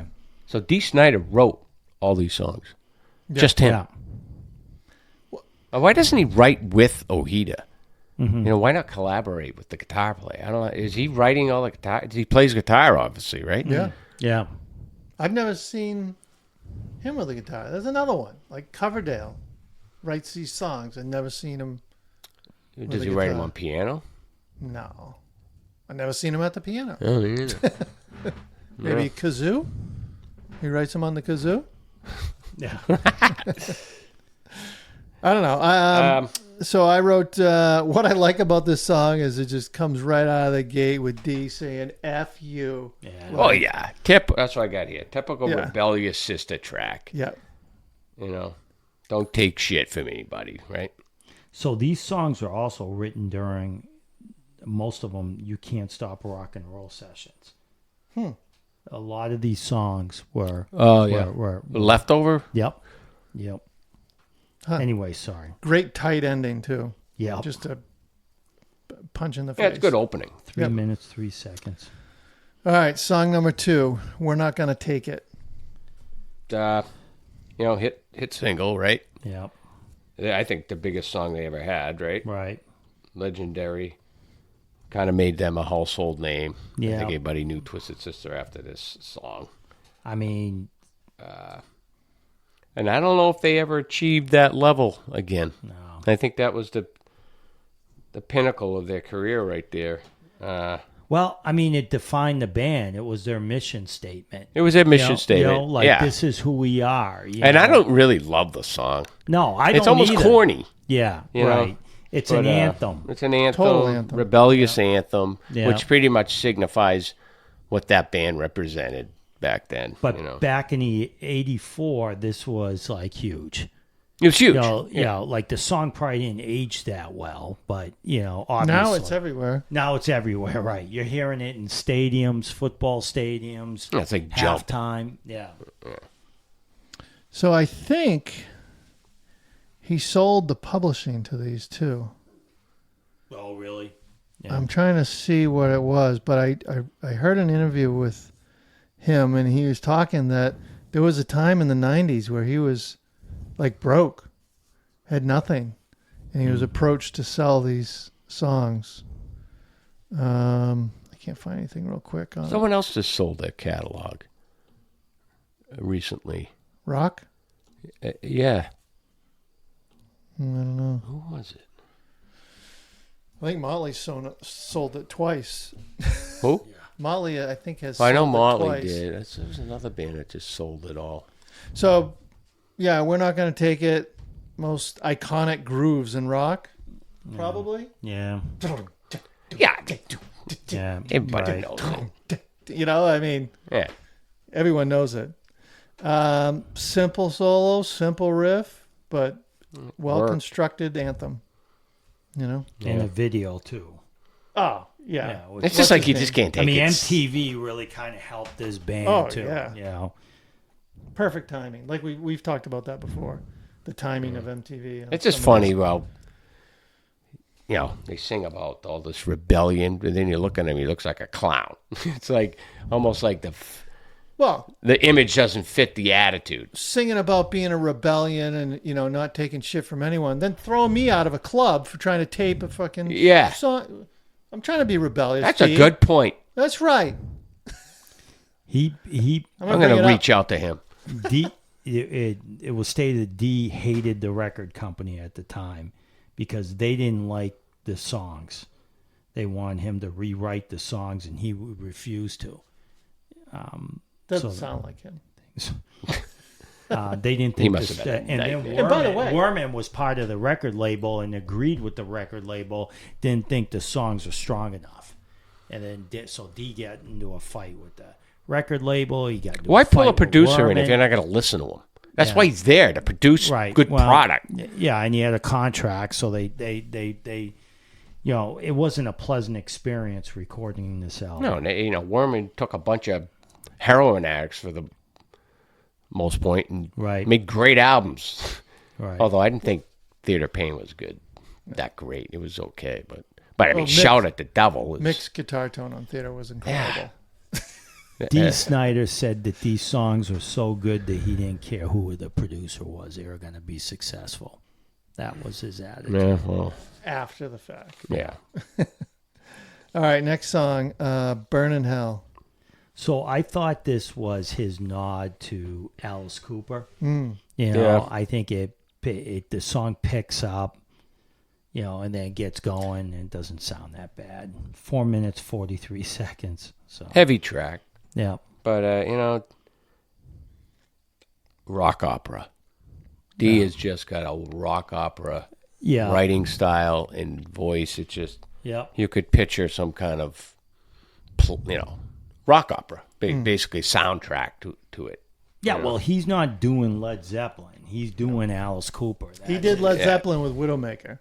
Yeah. Well, a good point. Yeah. Yeah. And I think Ojeda and French were trading off of guitar solos in this. You could hear it come from one end and the other end of this, and the tones were different. You're right. I think they split the solo up. Yeah, JJ was the lead on that Stay Hungry, SMF, and then he did the co-lead guitar solos in Burn in Hell, which is the one we're talking about, right? Yeah. Burn in Hell, Yep. That's it. Yep. I wrote a decent tune. It played right into D's persona as being scary as F, I thought it had undertones of like some Motorhead feel to me. Oh, really? But I could, when you said Alice Cooper, I was like, that could be it. It's just you listen to these songs now. You're going to burn in hell. It sounds so stupid and corny now. Right. It's not that threatening. Yeah. You know what I mean? I was listening really. going, this sounds kind of Kids corny. are playing video games that are more... Yeah. He's trying to be like fucking, badass. Yeah. And maybe it was in 84. I guess when you're 16, 17, you're in your bedroom and you're going to burn it. We got like 7 channels on the television. Yeah. You probably... Yeah. It's no wonder why the government was afraid of him. Yeah. Right? All right. So I have like this compilation of songs here. Horror Terraria, The Beginning, which is Captain Howdy and Street Justice. Yeah. Which is weird. But anyways, Captain Howdy, I guess we review? That's the first part of it. Yeah. It just goes into the next song. 7 minutes, 45 seconds. Yeah, they're like 3.5 minute songs. Weird. Yeah, just really weird. I didn't understand. It's like, why didn't you just have another album, another song? Yeah. But maybe it's a story, and that's part 2 of the story. I think the Street Justice is a little bit better. It has like that Iommi riff, but kind of a weaker contribution to the album. I thought Captain Howdy had decent chord progression, Howdy. but Street Justice, I said, was pretty weak. Yeah, you're talking about a song that's almost 8 minutes long. It looks like it would be on, the title and all this looks like it would be on, Rush, Right. like Yeah. a 2112. Yeah. And then you get into the music and it's just not there. No. You thought this is going to be epic. Well, this is probably an example of where Werman was like, this isn't gonna. Yeah. Well, as soon as he came in and said, "What's the name of the song?" Captain Howdy, I would have said, "See you later." See you later, Captain. See you later, Captain Howdy. All right. So yeah, not a great piece of work there, No. and it doesn't even fit this album. No, it's weird. All right, next song. I Want to Rock. So this is, I thought, a good song. Better back then, but it's held up over the years. Played a lot. He plays a lot to this day in his solo. I mean, that's a single, right? Yep. Similar to the "We're Not Gonna Take It," vibe. Big rock anthem. I mean, the drum settles into that groove. This is all D. Snyder, right? I like this track better than "We're Not Gonna Take Oh, It." 100%. Yeah. Yep. And I'm not a big fan of songs about rock. You know what I mean? Yeah.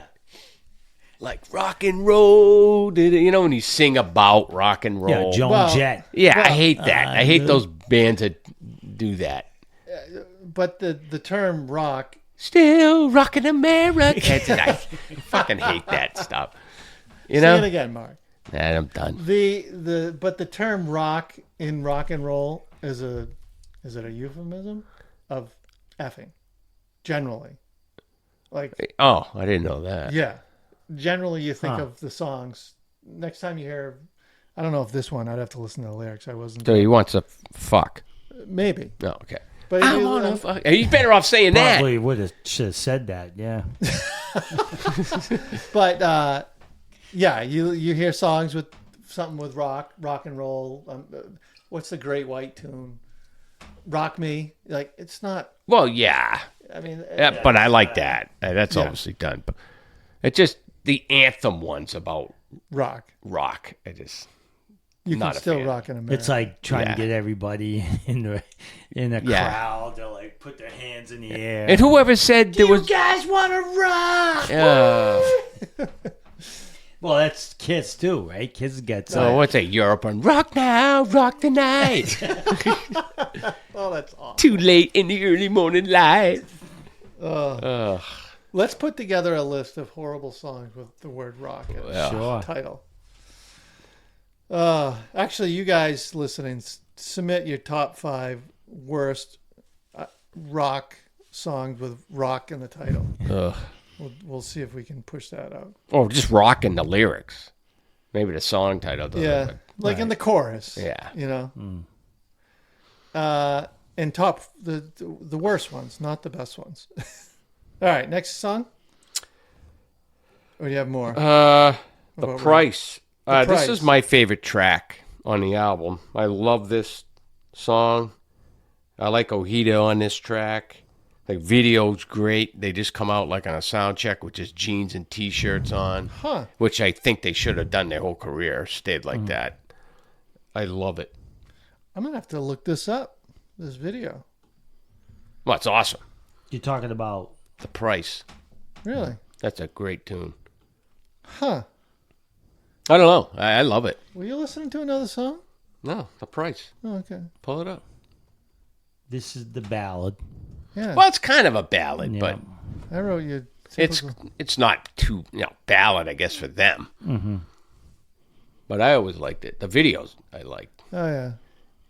It's cool. I wish their whole career they would have just stayed with jeans and t-shirts. And, Well, this is one of his bigger songs. I mean, he still plays with.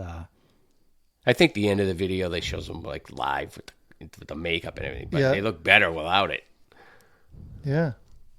Jean jackets. Yeah, I it's hear almost ya. like they looked on "Can't Stop Rock and Roll" video. My sister's in New Jersey, and because of a soccer tournament, this is hot off. She goes, I'm sitting next to the sound manager for Skid Row. What? I'm like, I guess at a bar or something. I'm like, well, what's his name? You know, he also worked with Aerosmith a little bit. Huh. Yeah. So like, She's just in a bar? Tell him about the podcast, Yeah, please. yeah, right. Right back Exactly. to her. Come on. That's true. Look up Say What You Will podcast. Well, I've got. Just Google it. It'll come right up. Well, I got our business card. I'll. Well, she doesn't have it. No, I'm going to give it to her digitally. Yeah. Oh, look at you. Tony something. Okay. Oh yeah. So yeah, the price. I actually, I just wrote token ballad for this type of rock band. I think because I like the video so much that women. I didn't even know there was one. Yeah. All right. But I don't know. I like. What do you think of the price? It good song at the time. I mean, I'm not a big fan of the ballad. I mean, right. I just want Dee to be angry and, singing.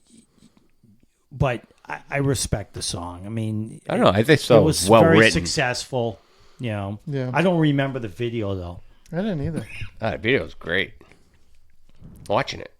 All right. Next song, Don't Let Me Down. Don't let me down. Oh man. Back to a rocker. No real hook on this. This came in at 4 minutes 26 seconds. It's all right. I wrote, I've always liked these drum beats, and I forget what the beat is now. I wish I could write down. 4 on the floor.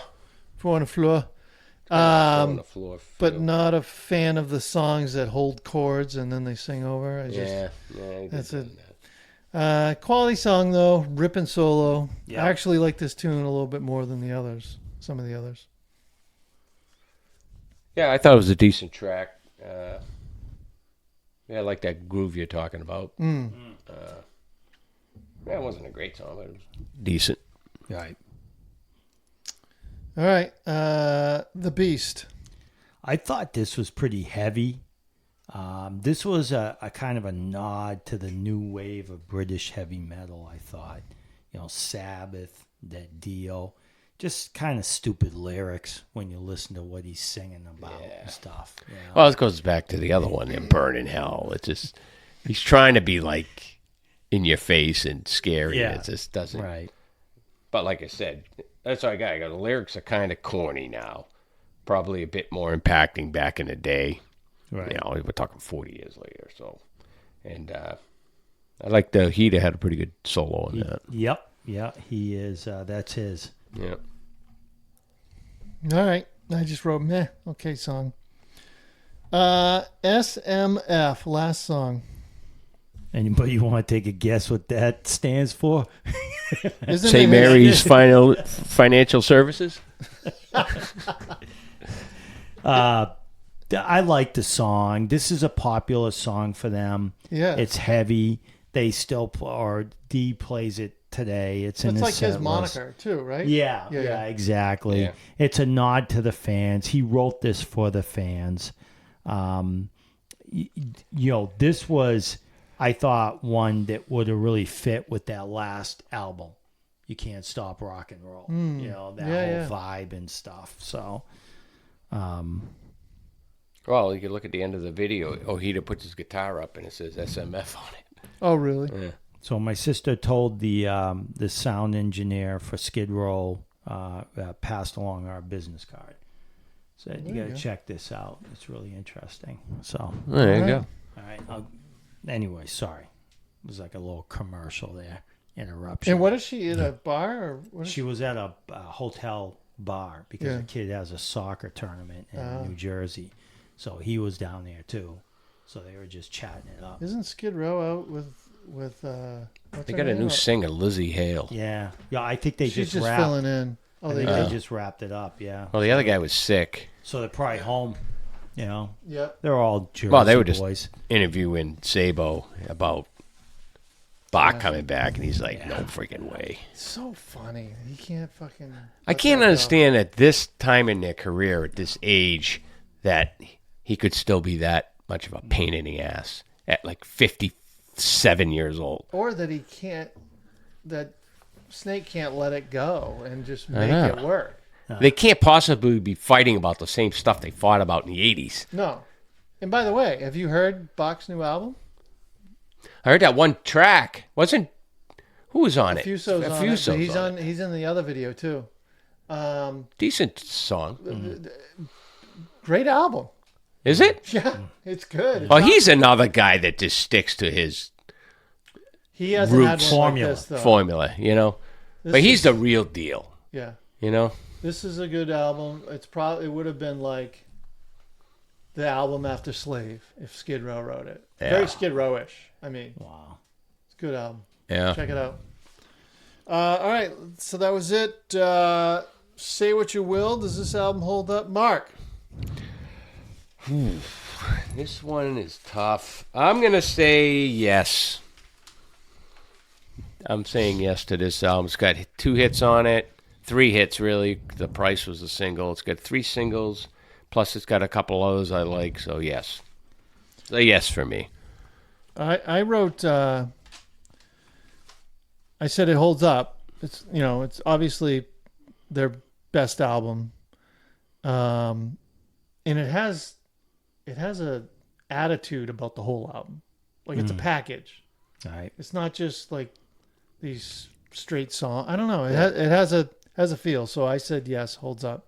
I say yes because I think there's like 4 songs. I'll add that SMF in as one of the Yeah, fourth that's one. true too. Yeah. But I think that for the time period, this was very influential because it impacted the music scene at the time. Like I said, this album was literally being targeted by Congress. Yeah. I mean, Yeah, you gotta tip a hat to a or guy the vice that's president's wife. I mean, sticking this his is- neck out. Yeah, I and mean, writing you know, songs and talking about lyrics like that and wearing that makeup and going out there. I mean, at least he wasn't trying to just do the typical 80s hair band Right. thing. That's right. Yeah, You know? yeah. They had their own niche. And they what he did, what we represent, I mean, at the time you had Hall & Oates and you had that 80s new wave scene on MTV, and then we had the godfather of Headbangers Ball. I mean, he was really, his videos. No, he and was stuff. waving the flag. Yeah. Yeah, in I mean, those he days. was the chairman of the board when you think about it. You remember the Headbangers Ball on Yeah, I MTV? watched it every. So this album represents all that, all packed up. So I'd say, yeah, it holds up. Absolutely. It's a historical And you can't sell album. 3 million albums. Yeah, now are you going For to nothing. listen to this? No, probably not. But I think just it holds up because But of if it what comes on the radio, represents. that's the thing. Is it? You got to throw it on? What it Probably not. represents. But if it comes on the radio, you going to change the station? No. No. No. All right. Where Autograph, I'm not going to stick around for that song. Well, how would you, starting with Mark, rate these 3 albums? 3 being the worst. Start with 3. Do your order. My order, 3 being the worst. It's tough. I think I have to go with. Man, I don't know. I'm going to say Kiss Autograph. Wow. Only because it's just the vocals thing to Kiss is just Yeah. I can't take it, and it's just not great songwriting. Where I could listen to the music, some of the music on the Autograph, and then Sister. Yep. What do you got? I say the same order. Wow. Kiss, Autograph. Yeah, And only because, Stanley. well, that I can't stand Stanley. No, but the vocal on, I was enjoying it. Yeah, he has a better Autograph. voice. It's more palatable Yeah. to listen to. How about you, Dan? I'm going to go Autograph, the worst. So I'm going to disagree with you guys a little bit, but it's so close. I mean, Yeah. we're, Yeah, you we're can go, arguing you can about, go either way. We're not Yeah. arguing, but do we have a disagreement? No, fuck you. No, I just think that Autograph is just. it's terrible. you Yeah. know. They're both terrible. Mark, how about how would you rate the drummers on this? Drummers, I would probably go. Oh, from worst to Yeah. Richards, Carr, Perro.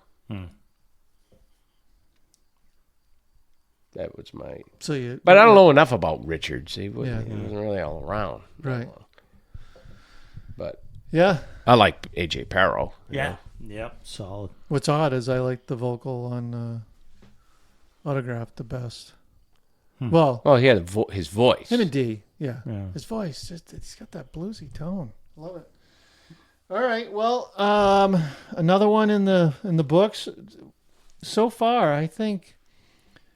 I don't know. I haven't looked that far ahead, but 84 isn't shaped up to be as, like I said before, Yeah. cluttered with good albums. I think 83 we had some freaking awesome albums. Well, probably too this time of year, bands are done recording and probably out touring. So not a lot of albums are coming out. I don't think in June there was any release. No, so they're we're not gonna have to releasing pull albums. from another. Usually like fall, winter, Yeah, so they can get ready for the next tour in the next tour year. season. Yeah. Right. So, all right. Well, another one in the can, as they say. So please share, like, tell all your friends, and tell if you see the sound engineer of Skid Row, let him know. Let's get You him on. listen. Yeah. Always looking to expand and different Absolutely. ideas. Hopefully guest speakers or whatever, or get back on the road someday. Yeah, that was fun. So. Oh, yeah, we're in the we gotta look planning at that up. process. Yeah. See what's so coming around. Yeah, we're looking at some things. We got some ideas that we're tossing around. So. Yeah, All right. and I like staying with the theme of whatever the band is. Like if it's a tribute band, Yeah. the whole cast Yeah. is about that band. Yep. Yeah. Yeah, that was good how we did that. All right, cool. Well, thanks again, and we will see you. Peace.